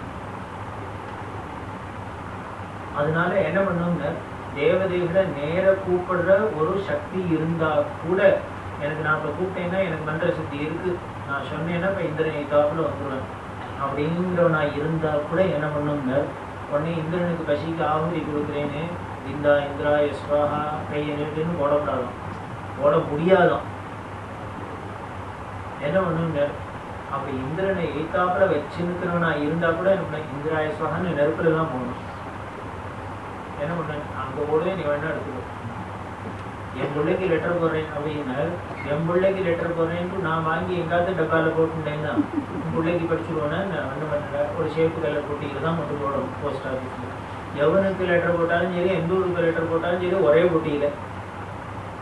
அதுக்கப்புறம் அதுக்குன்னு ஒரு டிபார்ட்மெண்ட் இருக்கு, அவனுமே பாம்பே லெட்டர்லாம் தனி, கல்கட்டா லெட்டர்லாம் தனி, மெட்ராஸ் லெட்டர்லாம் லோக்கல் தனி, என்னெல்லாமோ பண்ணி சார்ட் அவுட் பண்ணி கொண்டு டெலிவரி பண்றாங்கல. நீ எந்த தேவதைகளை உத்தேசிச்சாலும் நெருப்புங்கிற இந்த பொட்டியில போஸ்ட் பாக்ஸ்ல தான் போட்டாகணும்.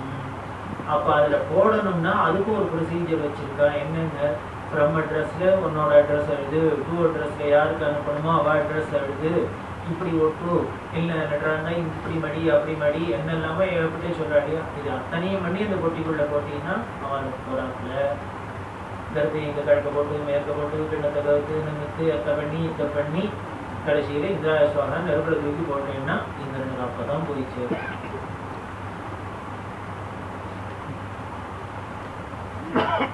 ராமாயணத்துல என்ன பண்ணாராங்க, தசரதர் வந்து கையை நீட்டுறாராம், லிங்க பிரதானம் பண்றதை.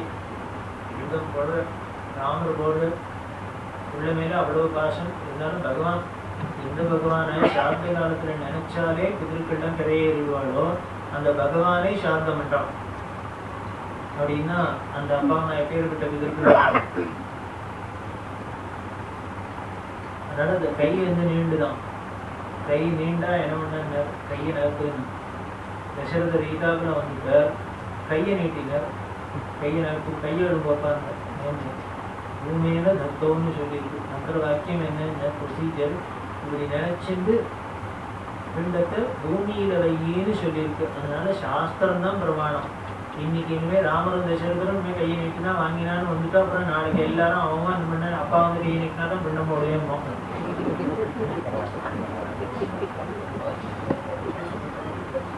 இருக்கிறதையே நீட்டியே போடல, அப்புறம் போனப்புறம் வந்து கையை நீட்டணும்னு உள்ள காத்து நிற்கிறாங்க. இது ஏகப்பட்ட பின்னால இருக்கிறதுல இது மாதிரி புதுசுலாம் செட் பண்ணாக்கா அவன் இஷ்டத்துக்கு தலைவேழ ஆயிடும், விபரீதமா ஆயிடும். அதனால என்ன பண்ணார் ராமர், ரொம்பவே வேண்டாம், முதல்ல கையாந்தாங்க நான் கீழே வைக்கணும் மண்ணு எடுத்துருவோம். இது எதுக்காக சொல்றேன், அவ்வளவு சாஸ்திரத்துல அவன் ராமரை போல பித்ருபக்தி உள்ளவனை உலகத்துல யாரையானு காமிக்க முடியுமா? அதே ராமரை போல இப்படி சாஸ்திரத்துல பக்தி உள்ளவளையும் காமிக்க முடியுமா? அது சொன்னாருங்கிறதுனால சாஸ்திர வாக்கியம் அப்படி இருக்குன்னு சொல்லியிருக்கானா அது ரிஷிகளுக்கு தெரியாதா? இனிமே ஒரு தர்பியை போட்டு 3 தர்பியை போட்டு அதுல இன்னும் மார்க்கேன் தாம் அப்படின்னு ஒன்னே எண்ணெய் தண்ணி விட்டு அது மேல குண்டத்தை வச்சு அது சும்மா இல்லாத அது முழுக்கலும் ஒரே எண்ணெய் வாங்கி வச்சு இத்தனையே பண்ணல. அத்தனை என்னமோ இருக்கிறதுனாலும் சொல்லி இருக்கோம். அது இல்லைன்னா நமக்கு இருக்கிற காமன் சென்ஸ் கூட ரிஷிகளுக்கெல்லாம் இருக்காது. வேண்டாம் அப்படின்னு சொல்லியிருக்கலாமே, இல்லை இது ஒரு விஷயமாவே எடுத்துட்டு சொல்லியிருக்க வேண்டாம். அப்ப சொல்றதுலேருந்தே தெரியுது அதுல ஏதோ விஷயம் இருக்கு. அதுக்கு தான் பகுத்தறிவுன்னு. பகுத்தறிவுன்னா உடனே டோட்டலா அதை எல்லாத்தையும் தள்ளிட்டு அந்தந்த தெரிந்து பேசுறதுக்கே பகுத்தறிவு இல்லை, நாஸ்தியம் பேசுறதுக்கு பகுத்தறிவு இல்லை. இப்படி யோஜனை பண்ணி பார்க்குறீங்க. இதெல்லாம் இவ்வளவு சின்ன சின்ன விஷயம் மாதிரி இருக்கு, ஏன் சார் விஷயம்லாம் வெளிப்படுத்துறாங்க? கவசம் மண்டபத்துக்குள்ள நமக்கு வந்துடும் போல இருக்கிறாங்க, அறுத்துக்கிறோம் கோச்சுக்கிறோம். ஏன் அவளுக்கு மட்டும் தெரியாதுன்னு இந்த வேடிக்கை என்னென்ன சாஸ்திரம் சொன்னபடி இன்னும் முழுக்க பண்ணல, அறவரை பண்றதுக்கே இவ்வளவு அறுப்பு. இன்னும் சொன்னதெல்லாம் முழுக்க கேட்டான்னா அது பேர் இருக்காது. அப்படிதான் பண்ணிடணும். அதுதான் சொல்லுவாங்க. அதனால எந்த தேவதைகளாலும் ஏன் அப்படி அக்னியில போடுங்க, அந்த அக்னிக்கு மட்டும் அப்படி சக்தி என்னன்னு எந்த தேவதைக்கு என்னவா வேணுமோ அதை கொடுக்க முடியும். உனக்கு கொடுத்தது என்னென்ன இந்த யாகத்துக்கு, இனிமே ஹவிஸ்ன்னு வச்சிருக்கா, இனிமே பால்னு வச்சிருக்கா, நெய்ன்னு வச்சிருக்கா, என்னமோ சிலதான் வச்சிருக்கா. சுள்ளிய குடம் சமைப்புன்னு வேற சொல்லிட்டு இருக்கிற சுள்ளியை உடைச்சு போடுறோம். இந்த சுள்ளியை வச்சுன்னு எந்த சாமி என்ன சாப்பிட முடியும்? ஆனா பண்றதே இல்லை, அதையும் போடணுமே இல்லை. இப்படி எல்லாத்தையும் இனிமே அவாவாடுக்கு பிடிச்சிருக்கு அப்படிங்கிறதுனால இனிமே இந்திரனுக்கு தெரிஞ்சாலும் வாயுக்கு விடையினெல்லாம் போட முடியாது. நான் போடணும், எனக்கு என்ன கிடைக்குமோ இனிமேலுக்கு ஹவிசத்தான் போடுவேன். அப்ப என்ன நான் போடுறத போடுவேன், அவருக்கு பிடிச்சதுதான் எடுத்துருவேன். அப்ப என்ன பண்ண இந்த அக்னியோட வேலை என்ன அப்படின்னு, இப்படி நாம எதை போட்டாலும் எந்த தேவதையை உத்தேசிச்சு போடுறோமோ அதை என்ன பண்ணுங்க, அந்த தேவதைக்கு எது பிடிக்குமோ, யூஸ்ஃபுல்லோ, சக்தியை கொடுக்கக்கூடியதோ அப்படி கொண்டு இதை டிரான்ஸ்ஃபர் பண்ணி கொடுக்கறதுக்கு தான் அதோட சக்தி அக்னிக்கு. மற்ற தேவதைகளுக்கு வேற யாருக்கும் இல்லை. தண்ணியில போடணும்னு சொல்லல, கர்ணனுக்கு இருக்கு போடணும்னு சொல்லல, வாயுக்கு இருக்கு காத்திர விட்டறின்னு சொல்லல. அக்னிக்கு மட்டும் ஸ்பெஷலா சொல்லிக்கு எதுவாக இருந்தாலும் யாக யஜ்ஞம்னாலே நற்பமூட்டினாலே இதுலேருந்தே தெரியுது அந்த தேவதைக்கு அப்படி ஒரு சக்தி இருக்கு அப்படின்னு. அது தெளிவா இன்னொரு உதாரணம் தான். நாம இனிமே இந்திரனை நினைச்சு, குபேரனை நினைச்சு, வாயுவை நினைச்சு எதை எடுத்தாலும் நெருப்புல போட்டா, நாம எதை போட்டாலும் சரி, நெய்யா ஊத்தினாலும் சரி, இல்லை இனிமே சொல்லியா போட்டாலும் சரி, சாதமா போட்டாலும், எதை போட்டாலும் அவளுக்கு என்ன வேணுமோ மாற்றி கொடுக்கணும்னு சக்தி இருக்குன்னா இது ஏதோ நமக்கு ஒரு நம்பிக்கையா இல்லை. ஆனால் நமக்கே அப்படிதான் நடந்துருக்குங்கிறார். நமக்கு மட்டும் இது யஜ்யம் தான் நடந்துருக்கு. என்ன நடக்கிறதுன்னு, நாம புளிஞ்சான் சாப்பிட்டாலும் சரி, வடை சாப்பிட்டாலும் சரி, பால் பாயசம் சாப்பிட்டாலும் சரி, வாழைப்பழம் சாப்பிட்டாலும் சரி, என்ன சாப்பிட்டாலும் உள்ளுக்குள்ள போய் என்ன ஆகுதுன்னு, உள்ளுக்குள்ள ஒரு நெருப்பு இருக்கு, ஜாடராக்னின்னு வேறு இருக்கு. அது என்ன பண்றதுன்னு அத்தனையும் பஸ்பம் பண்ணி எனர்ஜின்னு ரத்தமா மாற்றி அதுக்கப்புறம் டிரான்ஸ்ஃபர் பண்றது. நமக்கே இங்கதான் நடந்துருக்கு. அதனால சாப்பாடே முக்கியமா சொல்லி நமக்கு சாப்பாடை ரொம்ப ஜாக்கிரதையா சொல்லியிருக்கிறதுக்கு காரணமே என்ன சார், இது பஸ்டா திங்கணும், பாப்பானா என்ன தொட்டு அடிக்கிறாங்க, அத்தை பண்ணு இத்த பண்ணு அப்படிங்கிறது ஒண்ணும் இல்லை. அதை ஒரு யஜ்யம் நினைச்சிருந்தீங்கன்னா யஜ்யம், அதோட தாற்பயத்தை புரிஞ்சணும்னா அப்புறம் சாப்பிட்றதே ஜாக்கிரதையா இருக்கும். அப்ப யஜ்யம் பண்றதே என்னென்னலாம் வேணும்னு நிஷ்டையெல்லாம் சொல்லியிருக்கோ அது மாதிரி எல்லாம் சொல்லப்பட்டிருக்கு. இனிமே என்ன டைனிங் டேபிள் உட்காந்து சாப்பிட்டா, கீழே உட்காந்து சாப்பிட்டா தான் ஜெரிக்குமா அப்படிங்கிற, நிச்சயம் ஜெரிக்கும். கீழே உட்காந்து சாப்பிட்ற நாள்லாம் எனக்கு எல்லாரும் அரைப்படி சாப்பிட்டா, ஒரு சாத்துக்கு டோட்டலா அரைப்படி இல்லை, கொஞ்சம் அரைப்படி சாதத்துல சாப்பிடுவா. நான் பார்த்துருக்கேன். வேம்பு குடிச்சதுன்னு எங்க இடத்துக்கு சாதத்துக்கு வரும். எங்க கொண்டு பாட்டி அந்த அவரை தான் சொல்லணும். இனிமே கும்போணத்துல வேற வாத்தியாரே கிடைக்காத மாதிரி ஒரு மாசத்துக்கு முன்னாடி வேம்பு தீட்சையை சொல்லிட்டு எங்கேயாரும் ஒத்துணும் வேம்பு தீட்சையை சொல்லணும்னு நெய்பா எதுக்குங்க, அவர் அதிர்ஷ்டம் மட்டும் 50 குண்டர், அப்புறம் நீங்களாம் என்ன சாப்பிடுவாருன்னு கற்பனைக்கு விட, அதையும் எப்படி தெரியுமா தின்றாரு. இனிப்பு அவருக்கு ரொம்ப பிடிக்கும். அதனால ஒரு 2 லிட்டர் பாயசத்தை ஊற்றிட்டு அதுல ஒரு 50 அதிர்ஷ்டத்தையும் முடிச்சு போட்டு ஏன்னா பஞ்சாமிரதமா பண்ணி சாப்பிடுவேன். அப்படின்னா இது பாயசம் அதிர்ஷ்டமே 50 2 லிட்டர்னா அதுக்கப்புறம் குழம்பு ஞாபகம் விடவு, ரசம் ஞாபகம் விடவு, மோர் ஞாபகம் விடவு, விடையில எத்தனை இப்படி சாப்பிட்டவாள்லாம் இருக்கா. ஏன்னு அவ அதை யஜ்ஞமா சாப்பிட்டா. கீழே உட்காந்து அது வேற ஒன்றும் இல்லை. எவ்வளவுக்கு அவ்வளவு கீழே உட்காந்து இந்த அப்டமனை ப்ரெஸ் பண்ணி வேலை செய்யணுமோ அவ்வளவுக்கு அவ்வளவு மேலே இருக்கிற ஆர்கன்ஸ் எல்லாம் ஆக்டிவாக இருக்கும். அதனால தான் நமக்கு எதுவாக இருந்தாலும் சப்பலாம் மட்டும் உட்காருது, சப்பலாம் மட்டும் கீழே உட்காருது அப்படி எவ்வளவுக்கு அவ்வளவு கீழே தொங்குறதோ இருக்கோ அவ்வளவுக்கு அவ்வளவு வீக்காகும். டாய்லெட்ல கூட குந்தின்னு உட்காந்து போனா அது என்ன பண்ணும் அப்படிங்கிற கான்ஸ்டிபேஷனே இருக்காது. அது ஒண்ணுமே இல்லாத போனா இல்லையான்னு தெரியாத டே சேர்ல உட்காந்துறது ஒண்ணுதான், எல்லாம் படிக்கிறதும் ஒண்ணுதான், சாப்பிட்றதும் எல்லாம் ஒண்ணும், ஒரே போஸ் போறது ஒண்ணுதான், படுத்துறது இருக்கிறதுனால அதனால உள்ளுக்குள்ள ஆளுங்கெல்லாம் பார்த்து இவர் என்ன பண்றது, சாப்பிட்றதா புரியலையே. அது என்ன பண்ணுறது, சரி நம்மளும் விசால இருப்போம். எதுக்கு சொல்றேன் அப்படின்னா, ப்ரொசீஜர் அதாவது நமக்கு கொஞ்சம் படிச்சுட்டுனால என்னமோ இதெல்லாம் அப்படின்னா சென்சார் பசிக்கிறோம் சாப்பிடணும். அது என்ன எல்லாத்துக்கும் ஒன்றே பேர் உட்காந்து சாப்பிட்டு இனிமேல் நாட்டு பண்ணி கொடுத்தோம்னா வேண்டாத்து டூ மச் இது அப்படின்னு நமக்கு என்னவோ நமக்கு தான் ரொம்ப எல்லாம் பிராக்தியனாக வந்துட்டாங்களையும் இதை சொன்னவாடுக்கெல்லாம் நம்ம அடிமுட்டாள் மாதிரி நினச்சிட்டு ஏதோ ஒரு காரணமாக தான் கேட்டுருக்கா, மௌனம்னு சொல்லியிருக்கா. அது மாதிரி அந்த ஜடராக்னி எவ்வளவுக்கு அவ்வளவு நல்லா கணக்கணன்னு வச்சுக்கிறோமோ அவ்வளவுக்கு அவ்வளவு உங்களுக்கு இன்டேக் உள்ள போகும். அப்படி போச்சுன்னா அவ்வளவுக்குள்ள இன்டேக் போச்சுன்னா அவ்வளவுக்குள்ள எனர்ஜி ஜென்ரேட் ஆகும். சிம்பிள், அவ்வளோதான். அது இல்லை அப்படின்னா அப்படி உட்காந்து வெறும் ஸ்நாக்ஸ் அப்படின்னா பீஸா சாப்பிட்டா அவ்வளோதான் வரும், கொஸ்டின் தான் போகும்.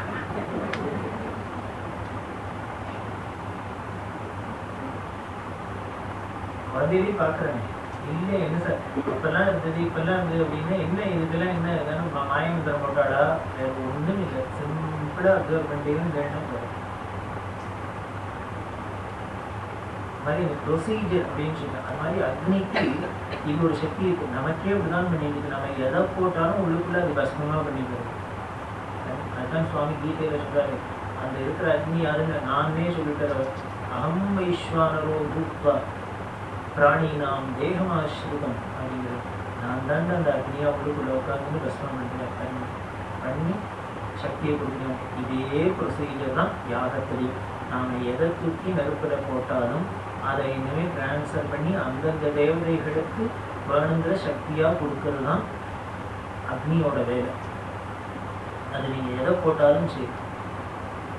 அப்போ ஏன் மந்திரம் சொல்லப்பட்டு உடனே அடுத்தது கேள்வி கேட்போம், பகுத்தறிவில் என்ன அப்படின்னா, சரி இதெல்லாம் சொல்றேன் கரெக்டாக இருக்குன்னா வச்சுக்கிறோம். அப்போ என்ன மந்திரம் எல்லாம் போகணும்னா என்ன, இந்திரனுக்கு தூக்கி எங்கேயா போகாதா அப்படின்னு இல்லை, நீ அட்ரஸ் வந்து உள்ளுக்குள்ள கதை எழுதிட்டு என்னதான் வரைஞ்சி எல்லாம் எழுதிட்டு இன்ஸ்ட்ரக்ஷன் எழுதிட்டு அட்ரஸ் எழுதிட்டு பேரை மட்டும் எழுதாத விட்டா, இல்லை பேரை எழுதிட்டு அட்ரஸ் எழுதாத விட்டா, எதுவாக இருந்தாலும் யாருக்கு இன்னாருக்கு இந்த இடத்துல இருக்கிறவங்க கிளியராக அட்ரஸ் கிளியராக இருந்துட்டுன்னா டெலிவரியில் பிரச்சனையே இல்லை. டெலிவரியில் எப்போ பிரச்சனை வரும்னு அட்ரஸில் ஏதானும் குழப்பம் இருந்தால் தான். அவர் A1ன்னு போட்டுக்கிறது A7 மாதிரி இருந்ததுன்னா என்ன பண்ணணும்னு A1க்கு வரதுக்கு பேர A7க்கு போயிடுறது மணி ஆர்டர். நான் ஒருத்தரையும் கேட்கவே இல்லைங்கிறது மாறி போயிட்டாப்புல. ஒரு சின்ன ஒரு விஷயமா இருந்தால் கூட அது ஒரு பெரிய விபரீதமாக பண்ணி போயிட்டாப்புல. எந்த ஒரு தேவதைகளை உத்தேசித்து நாம் இந்த ஆவதி கொடுக்குறோமோ அதை கிளியராக மந்திரம் தான் நமக்கு சொல்கிறது. இந்திரன் அப்படின்னு வெறுமனை மட்டும் சொல்கிறேன், அவன் உடனே எப்படி கவச்சத்தை வச்சுருப்போம், மூட்டலத்தை போட்டுருப்பேன், நாத்தை பண்ணியிருப்பேன், இத்தனை பண்ணியிருப்பேன் அப்படின்னு ஒன்று இந்திரனை டிஸ்கிரைப் பண்ணுறது, ஆயுளை டிஸ்கிரைப் பண்ணுறது, வெறுமனை டிஸ்கிரைப் எல்லா தேவதைகளும் அவளோட கம்ப்ளீட் பயோடேட்டா டிஸ்கிரிப்ஷனை கொடுத்து அப்பேற்பட்ட இவருக்கு அப்பேற்பட்ட இவருக்கு இந்திரா ஸ்வஹா அக்னி ஸ்வஹா வாயு ஸ்வஹா அப்படின்னு சொல்லுவோம்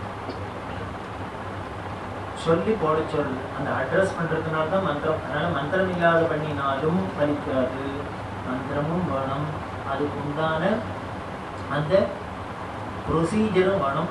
மூணாவது அதுக்கு உண்டான என்னென்ன பண்ணலாம்னு சொல்லியிருக்கோம், இந்த திரவியங்கள் இதைத்தான் போடலாம் அதைத்தான் போடலாம் எது சொல்லியிருக்கோம் அதுவும் வேணும். இது மூணும் சேர்ந்தால்தான் அந்த உத்தேச பலன் கிடைக்கிறது அப்படின்னு சாஸ்திரம் சொல்லும். அது முக்கியம். அதுதான் பண்ணியாகும். பண்ணால் அந்த தேவதைகளால் பண்ணுறது தேவதைகளுக்கு மட்டும் இல்லை, பிதர்களுக்கே பார்த்தோம்னா எல்லாருக்குமே அப்படிதான். இது பிதிரு பூஜையில் வரப்போகிற அதையும் சொல்ல போகிறேன். இது தேவதைகளுக்கு பண்ணுறது எவ்வளவு பக்தி ஸ்ரத்த வேணுங்கிறோமோ அதே மாதிரி பிதர்களுக்கும் பண்ணணும். பிதர்களுக்கு பண்ணுறதையும் பக்தி ஸ்ரத்த வேணும் அப்படின்னே சொல்லப்படுது. அந்த பக்தியோடு பண்ணுறதுனால தான், அதுக்கு ஸ்ரத்தையோடு பண்ணுறதுக்கு தான் நல்ல சார்த்தம்னே பேருது. கடனே அப்படின்னு தொலைக்கிறதுக்கு பேர் இல்லை. அதுக்கும் சொல்ற, அதுக்கு என்ன பண்றாருன்னு தண்ணியை தான் விடுறாரு. கர்ப்பியை எடுத்து கர்ப்ப மேல தண்ணியை வச்சுட்டு வெள்ளி வச்சுன்னு என்ன பண்றாருல தண்ணியை ஊற்றத்தே என்ன பண்றேன்னு சொல்றாரு. ஊர்ஜம் வகந்தி அமிர்தம் கிருதம் ஹிருதயா அகீராம் स्वदास्य तर्पयत मे पितॄन् तृप्त्य तृप्ति येषां न माता न पिता न मित्रज्ञातिबान्धवाः ते सर्वे तृप्तिमायान्तु என்ன மயோர் சிருஷ்டி குஷோதே நாங்கள் குஷோதகம் இந்த தர்பேல விடுற தண்ணி என்ன பண்ணோம்ட்டு திருப்தி அடைய கடவுது. இதுக்கு மேலேயே சர்வீஸ் பண்ண முடியும், இதுக்கு மேலேயே மனிதாபிமானத்தை காமிக்க முடியும். என்ன தே சர்வே திருப்தி மாயாந்து எதனால அவளை யாரெல்லாம் வேற அட்ரஸ் பண்றது, இன்னும் கிளியரா பண்றது, யாருக்கெல்லாம் அப்பா இல்லையோ, யாருக்கெல்லாம் அம்மா இல்லையோ, யாருக்கெல்லாம் ஒரு இல்லையோ, ஃப்ரெண்ட்ஸ் இல்லையோ, அது இல்லையோ, அத்தனை பேருக்கும் நான் இப்போ விடுற இந்த தண்ணி போட்டோம். திருப்தி அடையட்டும், திருப்தி அடையட்டும், திருப்தி அடையும். ஒரு தடத்துக்கு 3 தரம். ஏன்னா அவளுக்கு சரியாக காலையில் விழுந்துருமோ விழாதோன்னு விழுது. ஏன்னா பிதிர்கள் எல்லாம் வயசானதாக இருக்கும். அதனால் இந்த பிதிர்களுக்கு பண்ணிட்டு எல்லாம் 3 தரம். தேவதைகள்லாம் ரொம்ப ஷார்ப்பு, வேடிக்கையாக இருக்குது. அதாவது தேவதைகளுக்கு எது பண்ணாலும் 1 தரம் அப்படின்னா, தேவதா தர்ப்பணம் அப்படின்னா 1 தரம் தான். सर्वान् देवान् तर्पयामि सर्वदेवतान् तर्पयामि सर्वदेवपत्नीः तर्पयामि. ऋषिகளுக்கெல்லாம் என்ன பண்ணிட்டு 2 தரம். அருணான் கண்ட ரிஷியும் தர்ப்பயாமி, அருணான் கண்ட ரிஷியும் தர்ப்பயாமி. இப்படின்னா 2 தரம் எனக்கு. ஏன்னா தேவதைகள்லாம் ரொம்ப அசாத்திய சக்தி உள்ளவா, ரொம்ப ஷார்ப். என்னால் ஒரு தரத்துலேயே பண்ணா புரிஞ்சுடுவா. இந்த ரிஷிகள்லாம் கொஞ்சம் மனுஷாலையும் சேர்த்து இல்லை, மனுஷாலில் கொஞ்சம் வசதி, தேவதையில கொஞ்சம் பேர். அதனால போனால் பொருள் 1 தரத்துக்கு 2 தரமாக இருக்குங்க. பித்திருக்களுக்குலாம் 3 தரம். ஏங்க இது பாவம் எல்லாம் கிழங்கிட்ட 80, 90, 100 1, 2, 3 3 சாய்ஸ் கொடுப்போம். சொல்கிறோம் அதில் இப்படி விட சொல்லுது. இந்த மந்திரங்களோட அர்த்தத்தை எடுத்துன்னு பண்ணிக்கணும்னா அதுக்கப்புறம் நம்மளால ஒரு கர்மானுஷ்டானத்தையும் நம்மளால லட்சியம் பண்ணாலே இருக்க முடியாது. கயால போய் தண்டப்பிரதானம் பண்ணிட்டு அந்த ஒவ்வொரு மந்திரத்துக்கும் தெரிஞ்சு யாரானும் ஒரு தரம் ஆயுசில் கயால போய் பண்ணிக்கலாம். அதுக்கப்புறம் கயானாலே அப்படியே பக்தி பொங்கிட்டு வரும். அப்படின்னா தான் சொல்றது. அதுவும் தாயாருக்கு குண்டம் போடுறது எந்த மந்திரங்கள் தாயாருக்கு ஜாஸ்தி கதர் அடிச்சுடுவா. சில வைதிகள்லாம் சில பேர் அதுக்கு அர்த்தம் சொல்லி பார்த்தீங்கன்னா, இந்த தாயார் 10 மாதம் எங்கள் வயிற்றுக்குள்ளே ஜனிச்சத்துலேருந்து ஆரம்பித்து இன்னி வரைக்கும் இருக்கிற வரைக்கும் என்னெல்லாம் பண்ணினா என்னெல்லாம் பண்ணி அதை கொடுத்து முடியாது, அதை கொடுத்து முடியாது, அதை பண்ணி இதை பண்ணி ஒன்றும் இல்லை. ஒரு பட்டினத்தார் ஐக்கியரசியோட நம்ம அந்த பாட்டை படித்து பாருங்கோ கதற அடிச்சுடுவார். ஆதிசங்கர வகுப்பாளர் பண்ணியிருக்கா மாத்த படிச்சுக்கணும், அதை படித்து பாருங்க கதற அடிச்சு பட்டினத்தார் கதற எத்தனை நேரம் கூப்பிட்டுப்பேன். செல்லப்படியே தண்ணியே அமுதையும் கூப்பிட்டுப்பேன். அந்த வாழ்க்கை வெறும் அரிசியை போடுறேன், வாழ்க்கை அரிசி. இப்படி ஒரு நன்னிகிட்ட வந்துப்பேன். நீ கூப்பிட்ட அன்புக்கு பிரியத்துக்கும் உனக்கு என்ன பண்ணி போகணும் அந்த வாயில், அது வேறு ஒன்றும் இல்லாத பிரச்சனை. அரிசியை வாழ்க்கை அரிசியை தூக்கி போவேன் கதற. அதாவது படுத்தார போல இனிமேல் தொடச்ச கட்டாய் யாரையும் பார்க்க முடியாது, எவற்பாதாட போல தொடச்ச கட்டை பார்க்க முடியாது. அப்பேற்பட்ட வைராக்கியசீலர்கள்லாம் கூட தாயார்னு வரத்தே இந்த மாற்று வாத்சல்யம் அந்த அவள் பண்ணின அந்த சர்வீஸ் அப்படின்னா அப்படி கொடுக்குற அப்படின்னா நாமெல்லாம் எவ்வளோ லட்சியமாக எடுத்துருக்கோம். அப்படின்னா அவள் அப்பேற்பட்ட மகான்கள்லாம் இருந்துட்டு படிச்சிருந்தோம்னா இன்னைக்கு இவ்வளோ ஏற்றம் வந்துருக்கோம். ஒன்றும் பாராயணம் பண்ணியிருந்தா கூட அத்தனை கொஞ்சம் படிக்கலைன்னா கூட வந்திருக்குமா, வந்திருக்காரு. அந்த நன்றி அதைத்தான் பிதிருக்க விஷயம். அப்படி பண்ணணும், அது பண்ணுறது உருகணும். அப்படின்னு பண்ணினோம்னா அதுக்கு உண்டான பலன் கிடைக்கும். அது எதுக்கு சொல்லுறதுன்னா மந்திரம் நம்ம தண்ணியை விட்டா கூட என்ன பண்ணணும், உனக்கு அமிர்தமாகட்டும், இந்த பாலாகட்டும், தேனாகட்டும், நெய்யாகட்டும், உனக்கு என்ன ஆகட்டுமோ, உனக்கு என்ன வேணுமோ அதுவா ஆக கடவுள். அதை போலதான் மந்திரத்தில். அதனால தான் மந்திரம் முக்கியம். நாம் போடுறது எப்படி இருந்தாலும் அது அவளுக்கு எப்படி உபயோகமாக இருக்கணுங்கிறதுக்காகத்தான் மந்திரமே அட்ரஸ் பண்ணி சொல்லுது. அதனால மந்திரமும் முக்கியம், அந்த கிரியையும் முக்கியம். இப்படி மனசு வாக்கு காய் அப்படின்னு மனசால பக்தி பாவம், வாயால மந்திரங்கள், கையால ராகுதியும் முதலான கிரியை, இது 3ம் சேர்ந்தது தான் மனோவா காயம் அப்படின்னு 3த்தையும் சேர்த்து ஈடுபடுத்தி ஒரு சர்வீஸ் பண்ணுறதுக்கு பேர் தான் யஜ்ஞம்னு பேர், யாகம்னு பேர். இதைத்தான் வேதம் ஸ்பெஷலாக விதிச்சுது இந்த சனாதன மதத்தில். அப்படி அந்த யாகத்தின்றது அவ்வளோ முக்கியமாக சொல்லப்பட்டு இந்த கடமையாக சொல்லிட்டு இது மற்ற மதங்களில் சொல்லாத ஒரு ஸ்பெஷல். இதுலேருந்தே பாருங்கோ இதோட சிறப்பு. இதை பெருசுன்னு சொல்கிறதுக்கு காரணம் என்னென்னு, இவ்வளவு ஒரு நன்றி உணர்ச்சி உண்டால் இவ்வளவு ஒரு டீட்டெயிலே யாரையும் பார்க்க முடியுமா அப்படின்னு பார்த்தா இது பார்த்துருக்கு. அதே மாதிரி அந்த யாக யஜ்ஞங்களுக்கு சில தகுதிகள்லாம் சொல்லி அது என்னங்கிறது நாளைக்கு பார்க்கலாம்.